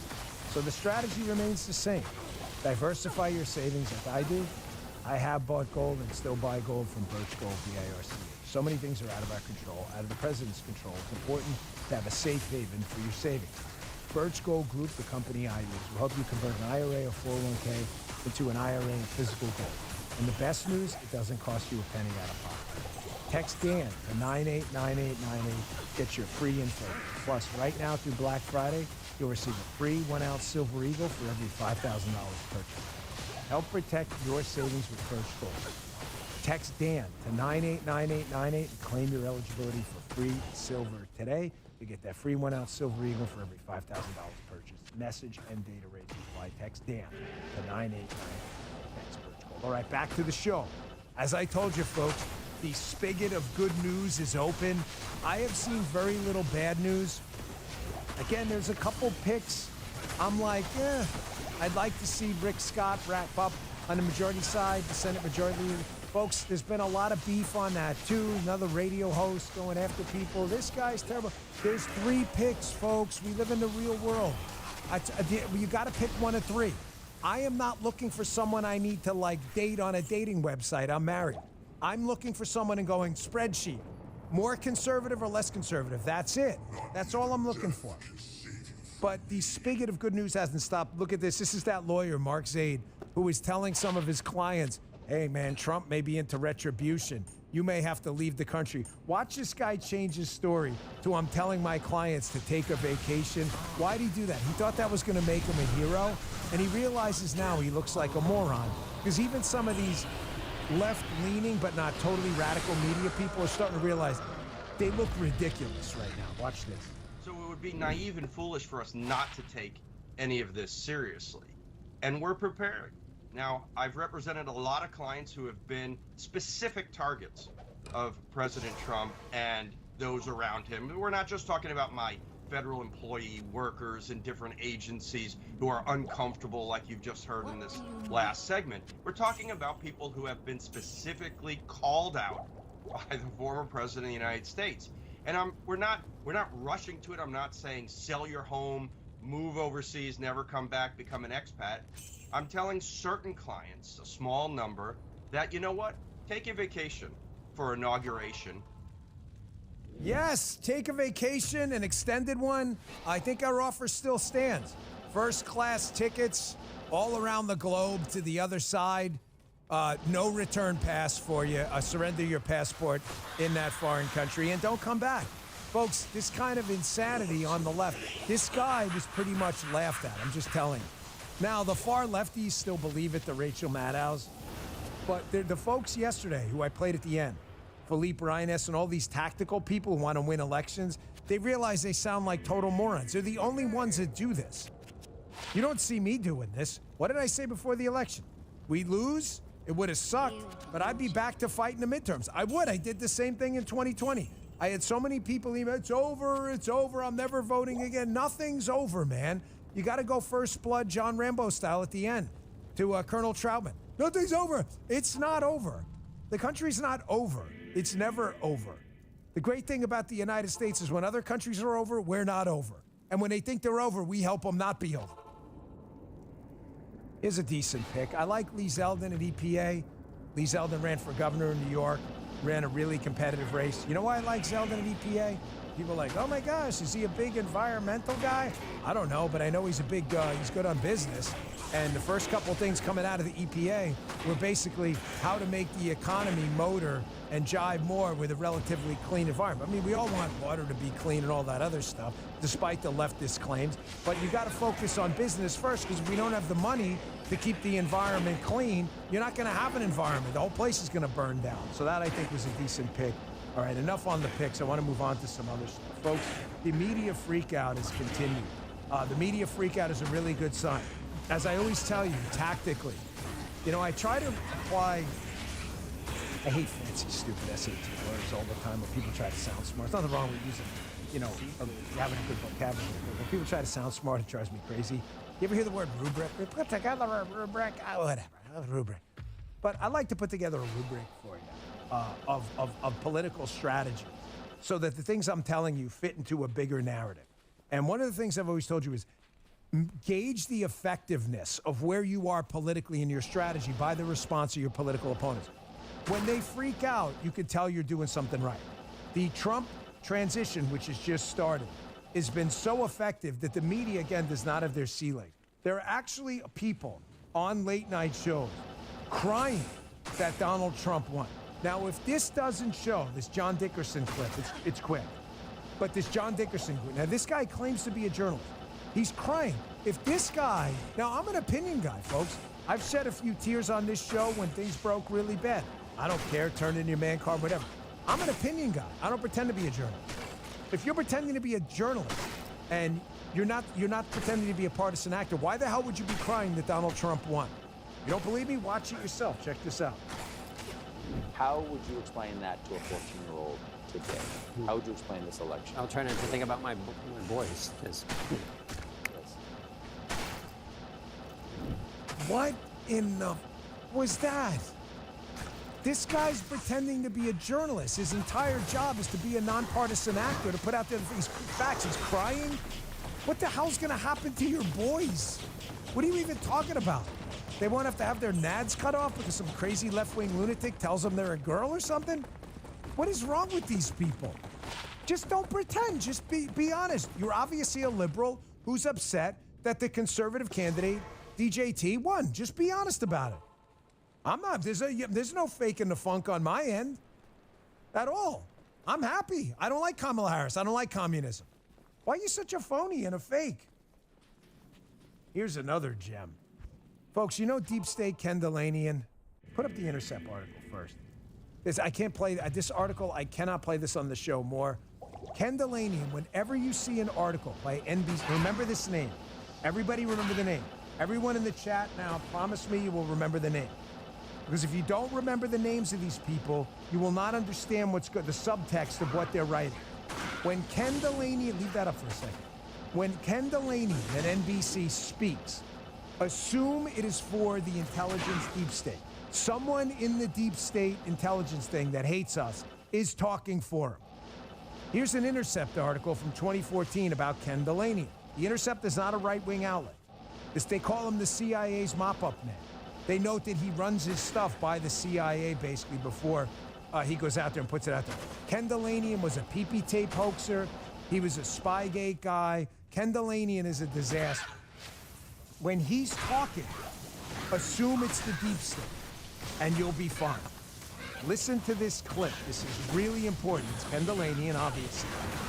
And it's Ken Delanian whining that he thinks people involved in this weaponization and lawfare of the government against Donald Trump may find themselves under investigation themselves. This is the deep state whining through Ken D. Check this out. The tension you described that the New York Times reported on within the transition team was described to us as a battle between the normies and the crazies, although, of course, the people we're talking about would disagree with that characterization. We focused on a couple of lawyers. One's named Mike Davis. He's a very conservative, kind of a bomb-throwing provocateur who used to clerk for Justice Neil Gorsuch. He's an advisor to the transition team, and he has been out there publicly saying that Donald Trump should prosecute people like the Attorney General Tish James and Jack Smith, the special counsel, that his Justice Department should do that. He's actually articulating which crimes they should be prosecuted for, and he's making no bones about that. The other person we talked about is Mark Paoletta. He is the former general counsel of the Office of Management and Budget in Donald Trump's first term, and he has been out there not specifically advocating that the DOJ should prosecute individuals, but he is justifying the idea that the president can order the Justice Department to investigate and prosecute specific cases. So he's laying the legal groundwork. Now, the thing about that is that would violate 5 decades of norms post-Watergate, which said that the Justice Department should be independent from the president, that the president should never say, go investigate that person. This is the deep state freaking out. Listen to your guy. So who are the two names? You guys, I hope, wrote that down in your brain. They're worried about the great Mike Davis and another great guy, Mark Paoletta. Why? Because these guys are Make America Great Again loyalists who believe in the Constitution and understand exactly what the deep state did. That's why the deep state is leaking to the CIA's mop-up man, Ken Delanian, to put it out on NBC. He's trying to scare people. Oh, look, if Ken Delanian talks about it on MSNBC, they'll back off Davis and they'll back off Paoletta. No one's backing off anything. No one listens to you idiots anymore. Matter of fact, I assure you the Trump team's hitting the gas pedal on these two. Anytime you hear Ken Delanian go, oh my gosh, these two guys are bad news, those two guys should go to the front of the chart to be hired immediately. Because it means the deep state is freaked out that accountability is coming. And norms were violated? They're worried about norms, suggesting the president should never, ever have a role in DOJ prosecutions. Really? That's never happened? Stay tuned, and we'll poke holes in that BS, because that is absolute crap, which is totally expected from Ken Delanian. Hey, it's time for you to be awake, not woke. Start your day with the best coffee out there. Blackout Coffee. They love hardworking Americans. They love the Constitution. They love the country. The guy who owns the company, John, loves the country so much, he flew all the way in here to be part of our election night. He was there for our election night coverage. They love our veterans. And listen, they love coffee. He's a capitalist, man. He's not like asking for charity here. He runs Blackout Coffee because he loves coffee. He uses only premium grade coffee beans. It's the official coffee of the Dan Bongino Show. I love it. I am very proud to personally recommend it. Skip the long lines at the store. Order online. The folks at Blackout Coffee ship within 48 hours of roasting, so it's fresh. The coffee, do me a favor, check it out. Bold, never bitter, tastes like coffee should. The flavored coffees are amazing. The cinnamon French toast is out of this world. The blueberry crumble, the dark chocolate, check it out. Try them all. Go to blackoutcoffee.com/Bongino and see what I'm talking about. That's blackoutcoffee.com/Bongino or use coupon code Bongino for 20% off your first order. Make the switch to Blackout Coffee. Cheers. You'll thank me later for it. It's really, really good. Check it out. And finally, Genucel. The Genucel Skincare Dark Spot Corrector is back on sale at genucel.com. The Dark Spot Corrector helps reduce the appearance of sunspots, brown spots, discoloration, red and flame patches. All could disappear in front of your eyes. And during the Genucel Black Friday sale, the jawline treatment is also on sale at genucel.com. Nothing helps tighten and sculpt the sensitive skin in the jawline and neck area like this amazing jawline formula with Genucel proprietary technology. It's Paula's favorite skincare. Genucel products work for guys too. Plus, new customers will save an additional 50% off the website sale prices automatically at checkout. Best prices in their 25-year history. So go ahead, indulge in the best skincare and best value in skincare. Go to genucel.com now. Order their complete skincare package. Includes their classic bags and puffiness treatment and immediate effects at massive discounts and plus an additional 50% off your first order at checkout. You'll be amazed or your money back, no questions asked. It's simple. Go to genucel.com/Dan. Start looking years, even decades younger tomorrow. And a special gift, every package order includes a limited edition beauty box with 2 skincare essentials free. Absolutely free with your order right now. genucel.com/Dan, GENUCEL.com/Dan. Thanks, Genucel. Folks, as for Ken Delanian's assertion, again, speaking for the deep state, he's their puppet. We're really worried about Mike Davis and Paoletta influencing DOJ appointments and all this other stuff because the DOJ will be influenced by Donald Trump. Please cut the BS. Please stop. You're making a fool out of yourself, Ken. We all know Biden pushed Garland to prosecute Donald Trump. How would you know that, Dan? Well, I'm going to cite a far right-wing source. Michael, you know, the far-right outlet called Politico. Very far right. I mean, they are as MAGA as it gets. Dan, Politico? Isn't their nickname Bullshitico? Yes, it is. This is actually a far-left site. Of course, I'm kidding. But this is actually Politico. White House frustration with Merrick Garland grows. Who do you think leaked that, folks? The White House. Because they were pressuring Merrick Garland behind the scenes to prosecute Donald Trump. And the prosecutions, which, by the way, happened, and you have Jack Smith, you have Colangelo over at Twinkie's office in Manhattan.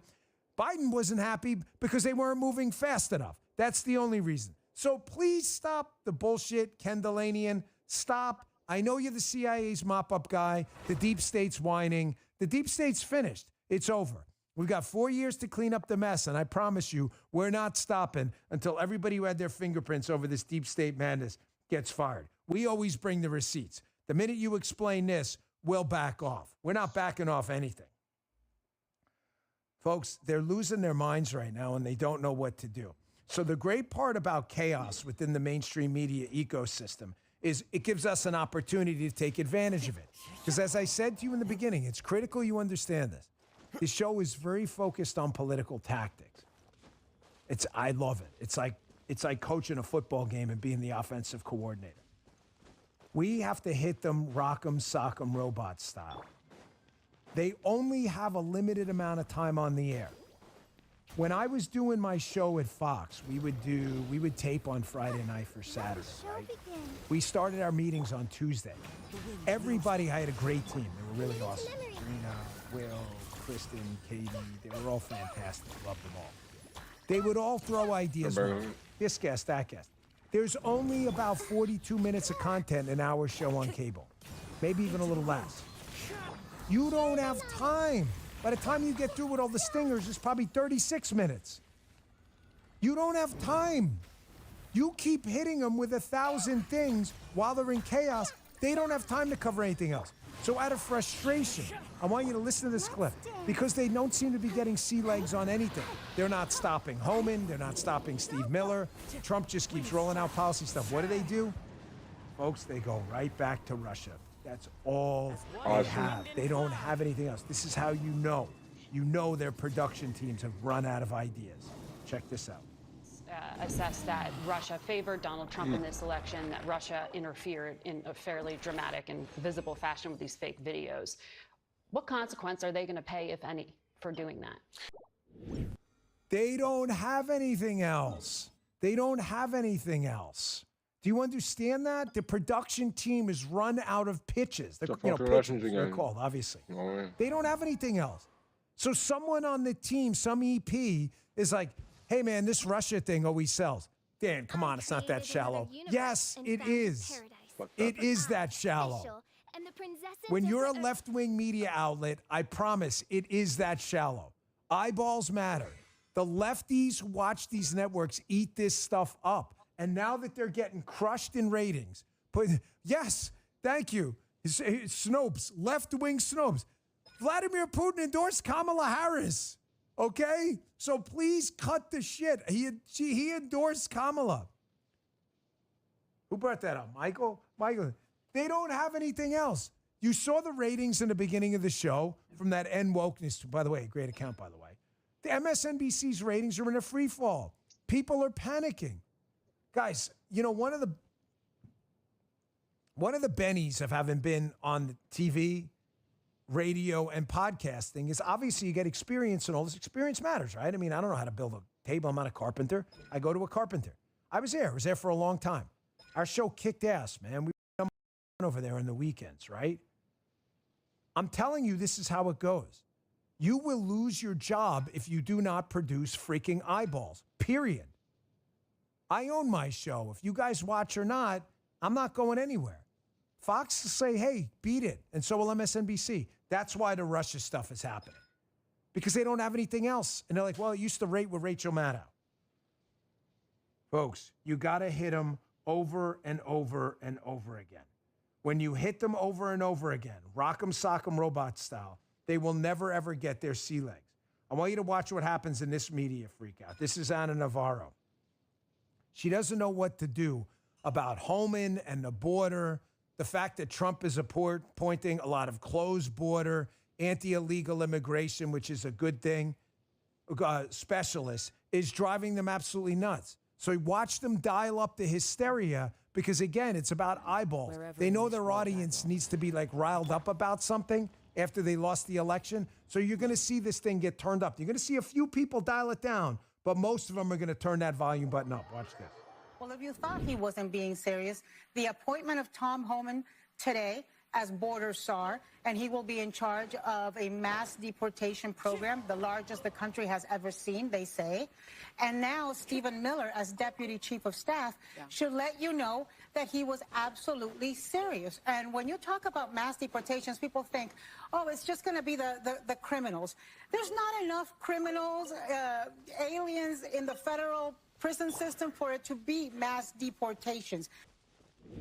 Michael just said it right. He's like, this is the most clippable show. I'm like, my show? He goes, no, not your show, The View. This is an endless plethora, a cornucopia of material for the show. It's a perfect kind of symbiosis of left-wing America. It is. You've got two hosts on the panel, Whoopi and Joy, who honestly, folks, don't know anything about politics at all. The stuff that comes out of their mouths is so stupid and ridiculous. It's just basically fodder for us to laugh at. Then you've got Sunny Hostin, who knows a little bit about politics, just everything she knows is wrong.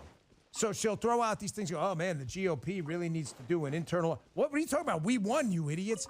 Then you've got Alyssa Farah, who is an absolute rhino sellout, who will say anything for a buck. She don't care. And then you've got usually a guest who's some far left lunatic. So The View is perfect. They're telling their audience this as if they absolutely believe it. Like, this is their thing, like the fascist Nazis are coming to deport grandmas and everything like that. Folks, there's probably 15 million people in the country illegally. It would be nice if they weren't here illegally. But we're going to have to prioritize the dangerous ones first because, sadly, the Biden-Harris team let so many dangerous people in here that Holman and the team are going to have to get rid of them first. Navarro's just making all this stuff up because she knows, again, it's fodder for the now decreasing amount of eyeballs they have on their show, and they don't want to lose their job.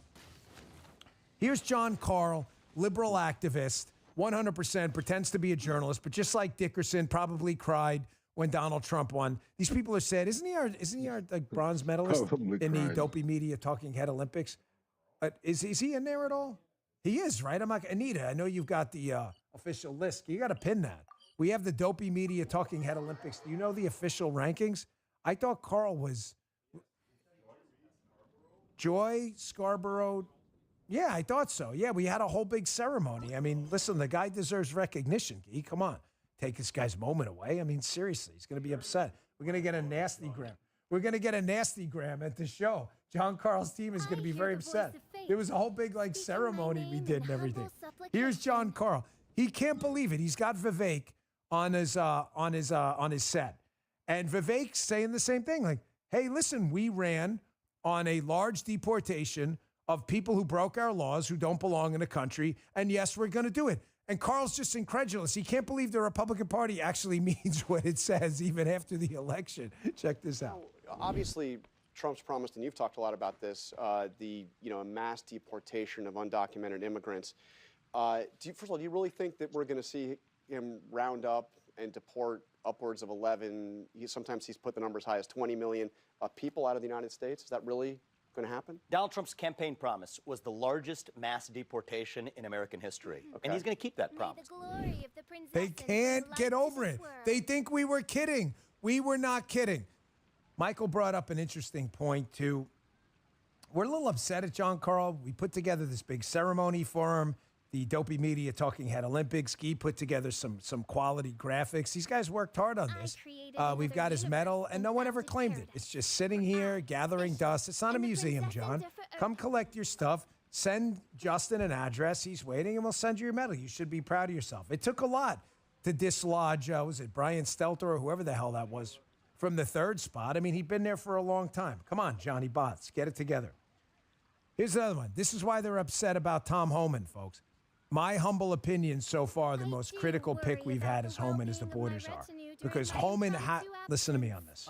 Ready? This is important. Everybody pay attention. I'm not the Donald Trump whisperer. I know Donald Trump, but I'm not going to overemphasize like how I hate name droppers. End of story. You get the point. We know each other. He's been a nice guy to me. I'm just going to leave it there. Tom Homan has Donald Trump's ear. He trusts Tom Homan over everyone at the border. Homan is going to be not like it on a hierarchy scale, like above the DHS secretary or CBP or anything, but they're going to be relaying information to him, and he's going to be the one getting it to Donald Trump. Homan is a bulldog on the border, and it's why you're seeing the freak out. So dial it back. The show's got to make sense. Everything's got to fit in the puzzle. Gauge the effectiveness of an appointment, a political tactic, whatever, by the response of your opponents. Why are they upset about Tom Homan?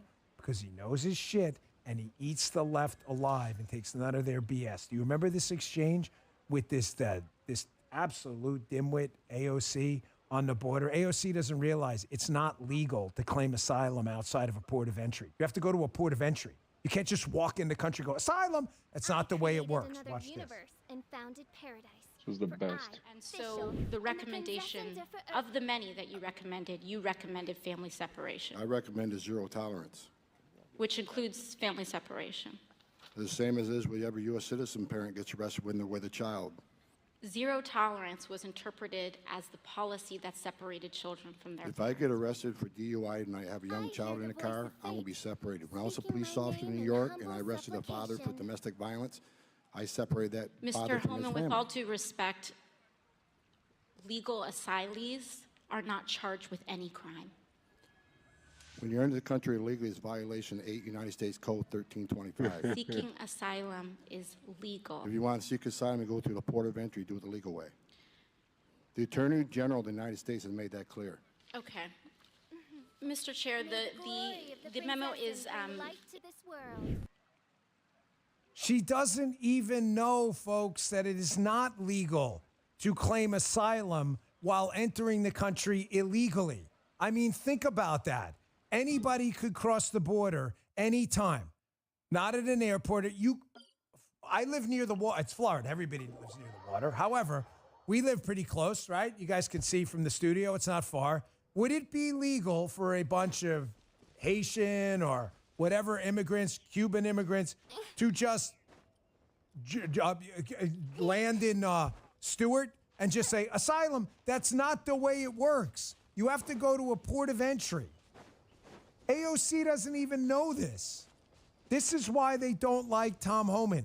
Gauge the effectiveness of your strategy by the response of your opponents. When they freak out, here's going to be the difference between now and 2016.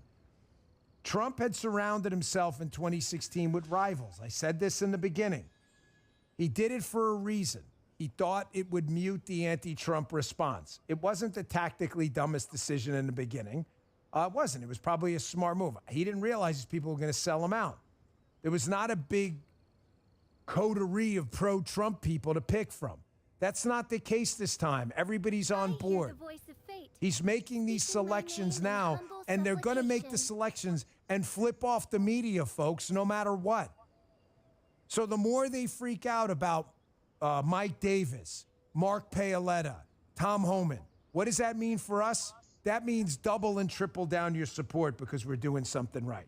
And I'm telling you, there is a group of these there's a schism developing on the left. We discussed it yesterday. It's been kind of a common theme since Wednesday morning of last week when we knew Trump was the president-elect. There's the Van Jones people, the Philippe Reines, the Jim Carvilles, I'll get to that tomorrow, who are now starting to embrace that the Democrat Party's in real trouble. It's happening. I'm not giving them any credit. They should have known it a long time. I'm just trying to make a tactical point so we understand them better than they understand us, okay?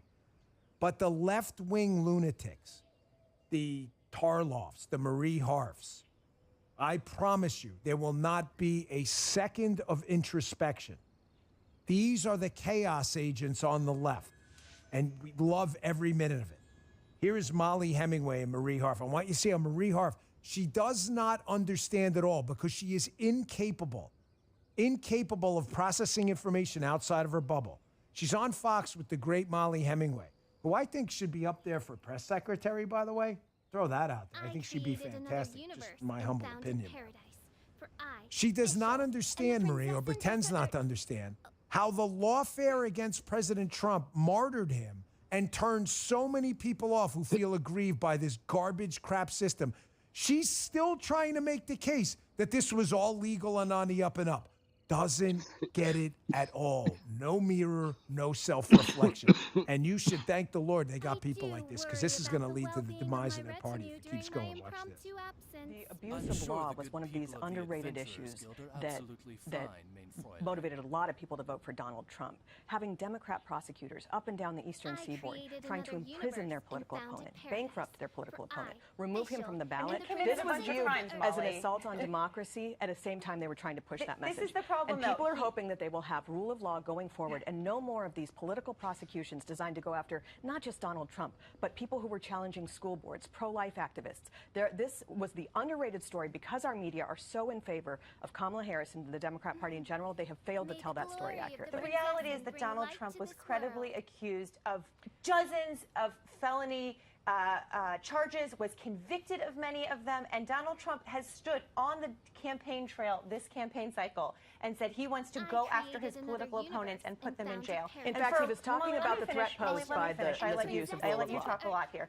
My point is that for Democrats and Americans who look at the litany of charges Donald Trump has been charged with, some of which we saw him do with our own eyes, the fact that you can be elected president and all of that criminality and possible convictions just goes away and you are held above the law, to many Americans today that feels deeply unfair about our system. The way the Democrat Party treated it was as if he and other Republicans were below the law. And that period is over and a lot of people are happy about it. Well, now he's above it, so congrats.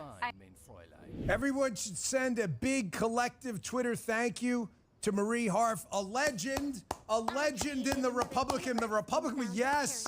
Thank you, Marie. It's people like you and the Tarloffs and the Maddow's. It's not personal, man. I can't say this enough. I know these people from Fox. I'm an ideological activist who believes in liberty and freedom, and you don't. You just got your asses handed to you politically in the most historic electoral route since 1984 Ronald Reagan. I would say almost as impressive given what we're dealing with right now, and they still don't get it. Everyone, clappy hands emoji in the chat. We need more Marie Harfs. Keep pushing, Marie. Keep pushing for cutting kids' nuts off in grammar school, porn in grammar schools. Keep pushing for open borders, arresting your political opponents for made-up ridiculous crimes with no victims, and then say he was credibly accused. Credibly accused by who? The civil case has no victims. Did you even pay attention? Credibly accused by who? A Fulton County DA who was having an affair with her boyfriend and having meetings at the White House? Credibly accused by who? Jack Smith in a case he got his crank handed to him at the Supreme Court for violating separation of powers? Do you even pay attention to the news? This is what they do. Thank people like her. It's because of people like her that we can keep this red momentum going. Now we can officially, now that it's over, I don't care what anyone tells you, folks, now that the House has been called, this was officially a red wave. I know you sense why I didn't want to talk about it beforehand. I always think that's a mistake to talk about it beforehand. Now that it's over, this was unquestionably a red wave. It's true. It was. I mean, there's no way, folks, there's no way around it. Well, I mean, they had almost no successes anywhere. You understand we gained seats in Vermont? Locals in Vermont. There were like 16 state seats in Vermont that we won. We won seats in Minnesota. We won seats in Michigan. We won seats in the Senate like Pennsylvania that we were expected to lose by 5 points. We won a West Virginia seat that they had held for a long time, a Montana seat. We won a seat in Ohio and against a guy who'd been in office, 16 years. This was the real deal. We swept every single swing state, and it wasn't even close. Not even fucking close. I know, it is embarrassing. That they still can't call races in California and elsewhere is freaking embarrassing.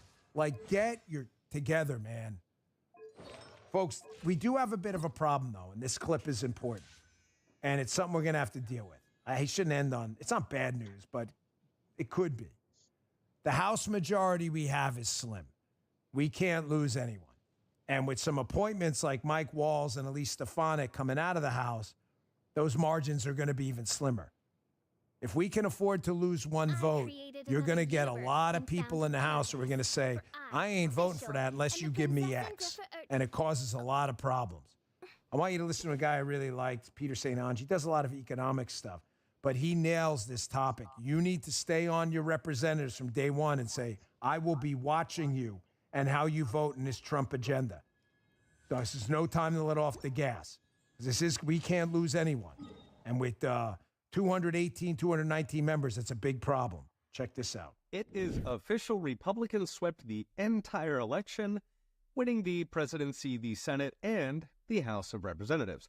Ironically, this puts Donald Trump in a much stronger position than if Joe Biden had not stolen the 2020 election. It means Trump has at least 2 years of a friendly Congress to get his people appointed and his policies passed.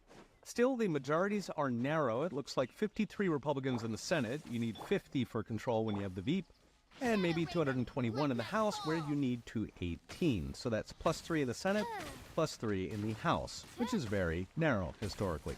That means left-wing Republicans, rhinos, can absolutely gum things up.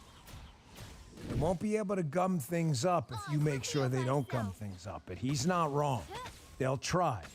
They're all going to try to get reelected. Some of them will be in swingy districts. They're going to... Not all these people have the balls Donald Trump does. The second the media, voter ID, that's racist, Jim Crow, despite no evidence that's actually true, a lot of these people are going to fold.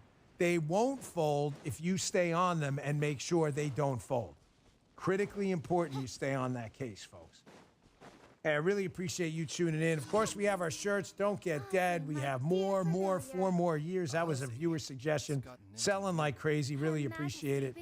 We've done a lot of charitable donations off the shirt sale. Store.bongino.com. And please, download the Rumble app. Rumble has had a huge month.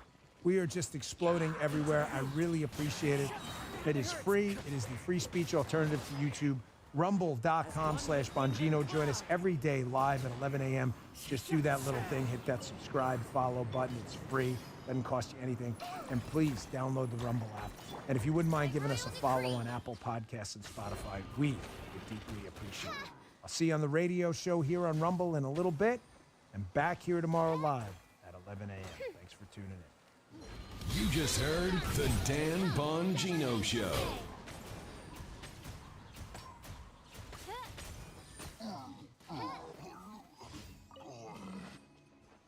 pretty cool.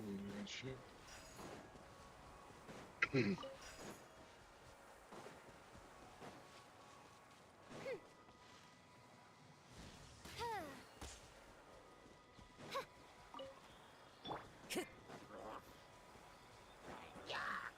One with nature. Clouds high. The birds call.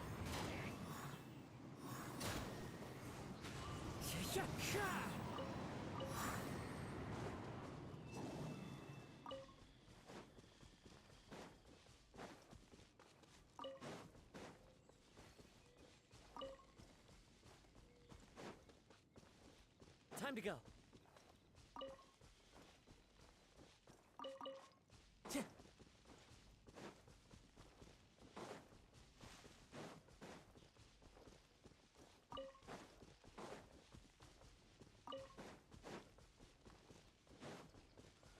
Time to go. Time to go. Time to go.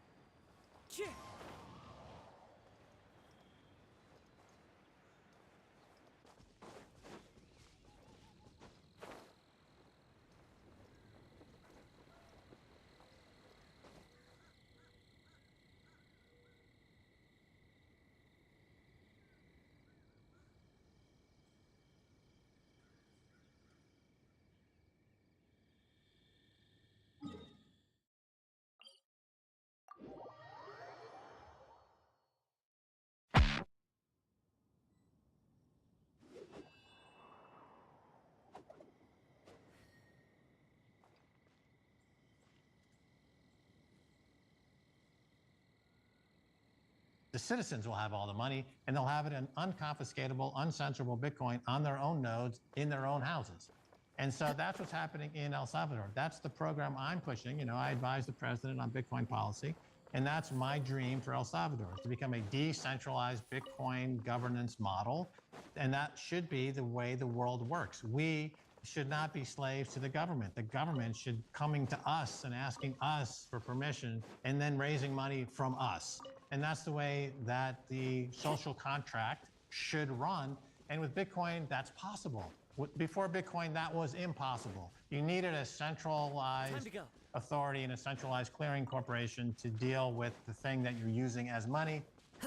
And so you end up by over-centralization and everything that Ron Paul talks about, the central banks and the crooked ways of the central banks and creating money out of thin air and all the inflation. And inflation kills people's will to work because they know that no matter how hard they work, it's going to be inflated away. With Bitcoin, every single dollar you make, you own forever, potentially, for you and your family. And it's a deflation. The purchasing power of Bitcoin only goes up. You know, a house, when I first started talking to you about Bitcoin, to buy a house might cost you a few thousand Bitcoin. Now it costs you 5 or 6 Bitcoin to buy a house. In a couple of years, it'll cost you 1 Bitcoin to buy a house. And in 5 or 6 years, it'll cost you a quarter of a Bitcoin to buy a house. That's the power of Bitcoin.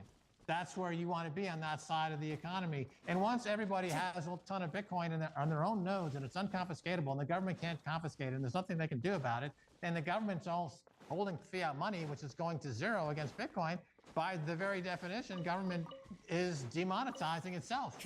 And this is, I think, the lesson that they understand here in El Salvador. It's a lesson that I think will be hard to bear in the United States because the U.S. is so unwieldy and so big and has so much debt. It's going to be a tough haul going forward, but maybe Trump can pull the rabbit out of the hat. I hope he can. I support him entirely. And if one country can do it outside of El Salvador, it could be the United States. And look at a country like Bhutan. Bhutan, they converted their hydroelectric energy. They've been mining Bitcoin for years. They now have over $1 billion in Bitcoin. Bhutan is a Bitcoin superpower. And their definition of GDP is global net peace. They define GDP as how peaceful the country is. They have a totally different approach to growth than any other country in the world. They now have $1 billion of Bitcoin. There's a few other countries that have it. But the inside baseball thing I wanted to mention to you before the break is that the U.S. claims to have approximately 200,000 Bitcoin already. as part of some confiscations that they've done in the past from people who were incapable of storing their Bitcoin. So they didn't do it properly and they opened themselves up to this type of situation. But the fact is this, half of that Bitcoin, or 100,000 Bitcoin, is actually owed to a company called Bitfinex. Bitfinex is owed that money. So the U.S. doesn't have 200,000 Bitcoin. They have maybe 100,000 Bitcoin at most. That's it. So they need, because they're going to have to pay back Bitfinex the money that they owe Bitfinex. And so they're not nearly as Bitcoin endowed as they think they are. Now, what they can do, what they should do, is immediately start to dedicate energy resources to mining Bitcoin in the United States. The cost of energy is cheap. I think it's one of the cheapest locations in the world. Actually, right now, Bitcoin is the United States is a Bitcoin superpower. They have the most Bitcoin mining going on at the cheapest rates is in the United States. Remember when China banned Bitcoin a few years ago, all that mining that was going on in China moved to Texas. So Texas is now a Bitcoin mining hub. It's the super hub of the world at the moment, and they get really cheap energy.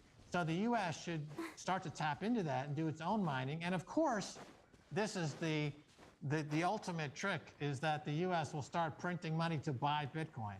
And of course, that will be the day that Bitcoin could jump $100,000 in a day. When the U.S. says we're going to print, $500 billion and we're going to buy Bitcoin with it, which is what they should do and what they can do, then it's just another chapter in this move, this inevitable, unstoppable vector that Bitcoin as perfect money is on, where all other forms of value are gobbled up by Bitcoin. Back in the 90s, when the tech industry really took off in a big way, there was a saying in Silicon Valley that software eats the world, right? Everything is software. Car companies is a software company. Airlines are a software company. Everything is logistics. Everything is software. Everything is driven by algorithms. And social media is driven by algorithms. Software ate the world. Well, now it's a new thing to think about, which is that Bitcoin is going to eat the world. Bitcoin is eating anything out there that people value or has a tradable value will be swapped for Bitcoin because it's a superior form of value. Well, I agree with you. I mean, that's obvious. It's prima facie. It's happened. So let me ask you this. The few minutes we have left, you got to come back soon. Max Kaiser, the Bitcoin guru. I see the globalist signs everywhere capitulating, knowing their old order's coming to an end. The more they push us, the more we push back. Do you agree with that statement? And I mean, Trump obviously needs to prosecute some of these criminals because that's justice that needs to be done. But at the same time, the globalists as cornered animals are even more dangerous to stability. How do you see this shaking out? Or do you agree that we see the old order collapsing in front of our eyes? How do we keep them from clawing us into hell with them? Well, yeah, it is true that the old order and the globalists are have a big problem. Christine Lagarde at the IMF or the ECB is also saying the exact same thing. She says Bitcoin is an escape hatch. She's very frightened of it. But all of these old timers understand that what keeps them going, they're in a Ponzi scheme. The US dollar is in a Ponzi scheme, and the globalists are operating a global Ponzi scheme. And that's why there's so much debt, because they get a cut of that debt. They get an override. They get the VIG on that debt. That's why the debt keeps growing. But the thing is that Bitcoin is not a bubble. Bitcoin is the pin. Bitcoin is the pin that's popping the bubble. The fiat money world is the bubble. The fiat money world is the Ponzi scheme. The central banks are running a massive Ponzi scheme, and they never saw Bitcoin coming. And now that it's arrived, they can't do anything about it. So I said also, I made this prediction on your show, that I said this maybe 3 years ago. We're talking about the U.S. Congress and government. And I said, Bitcoin essentially has a fifth column inside government. And now since then, Cynthia Lummis, Ted Cruz, and others have come out as Bitcoiners. So inside the government now, we've got Bitcoiners. And they're pushing this Bitcoin agenda. Because once you understand Bitcoin, there's no turning back. And you can't unsee what you've seen. And once you understand the direction and where it's going, you go with it.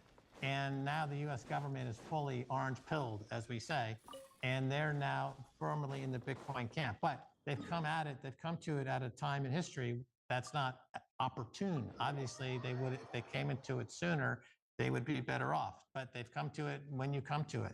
And I wish them all luck. Will they catch up to El Salvador in terms of what we see here, which is hyper Bitcoinization, hyper awareness, and the optimism, as we've talked about on your show before, is very high.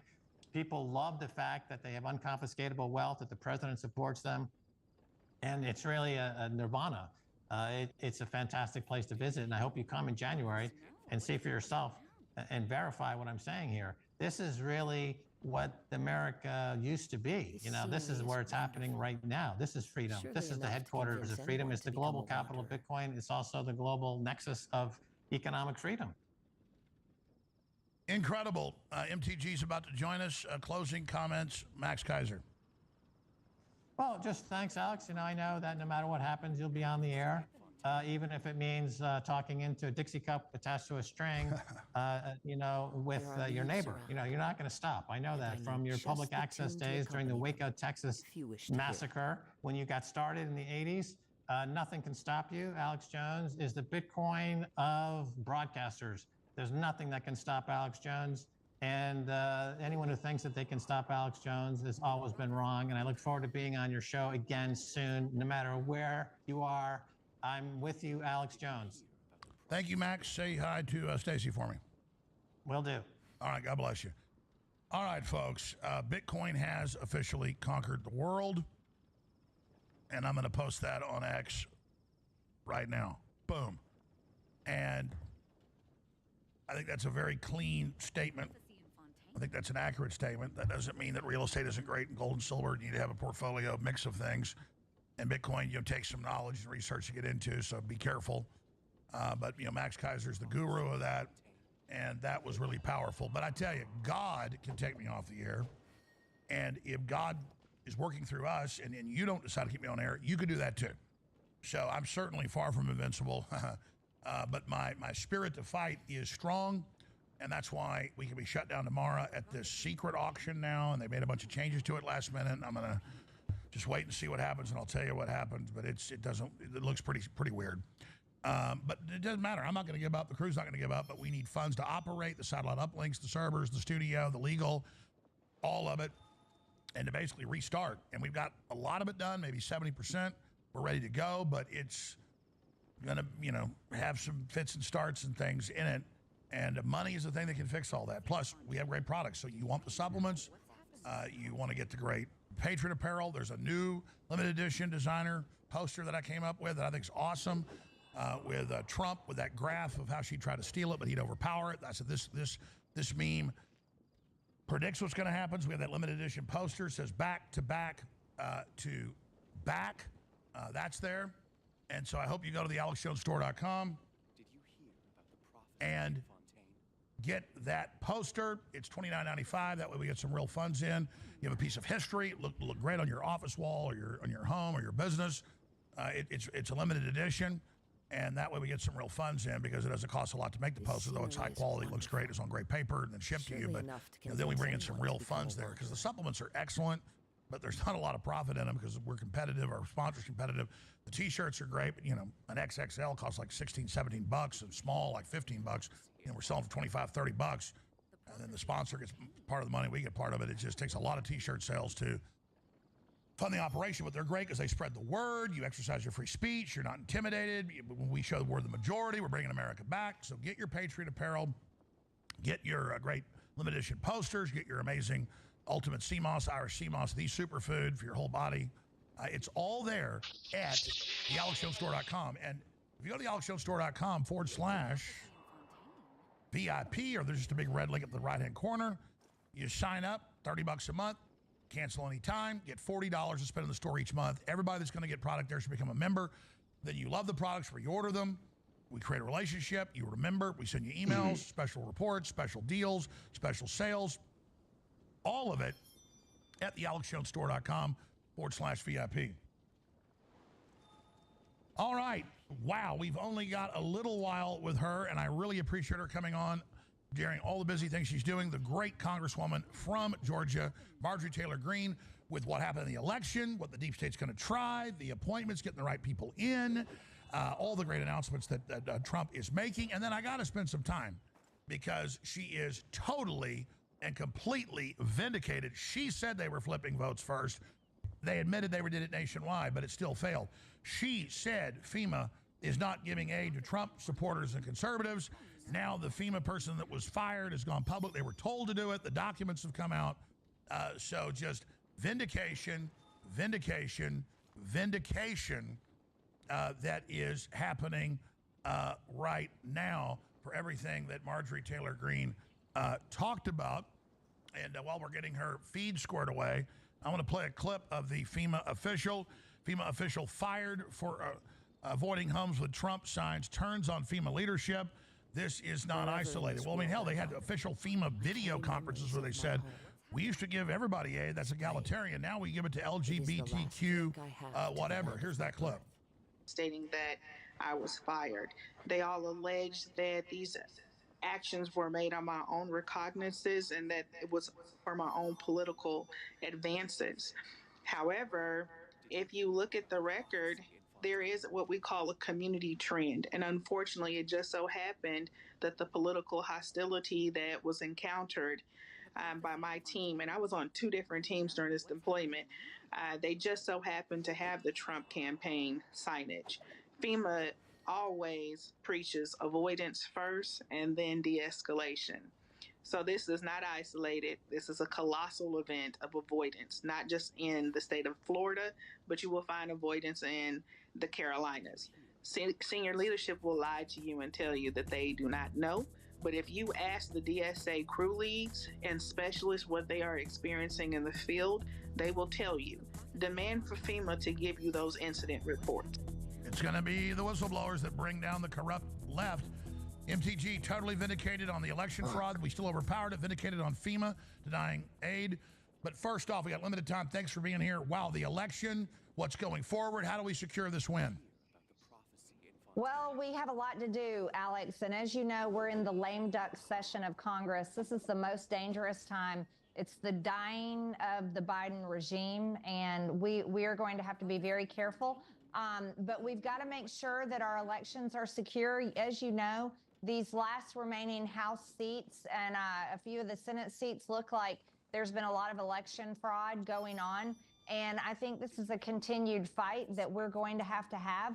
I personally want to pass a law that requires a proof of citizenship and a national ID to vote in all federal elections. And I think that'll be something that we can accomplish in President Trump's next administration. This is so important for us to do because, as you know, you've seen the map, Alex, where Democrats won, the blue states, is where they do not require ID to vote.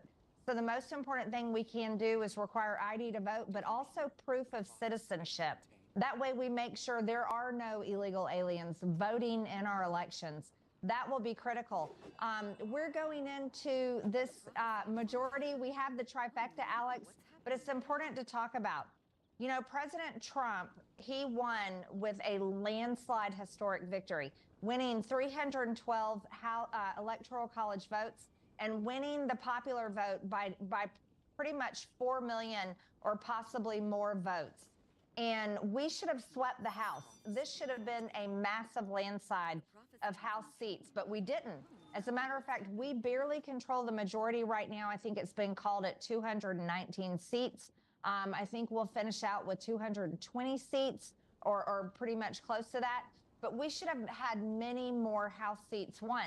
I think this is a reflection of 2 things, Alex. Number one, Democrats are going to continue to try steal elections in states like California and New York, states where they do not require ID to vote.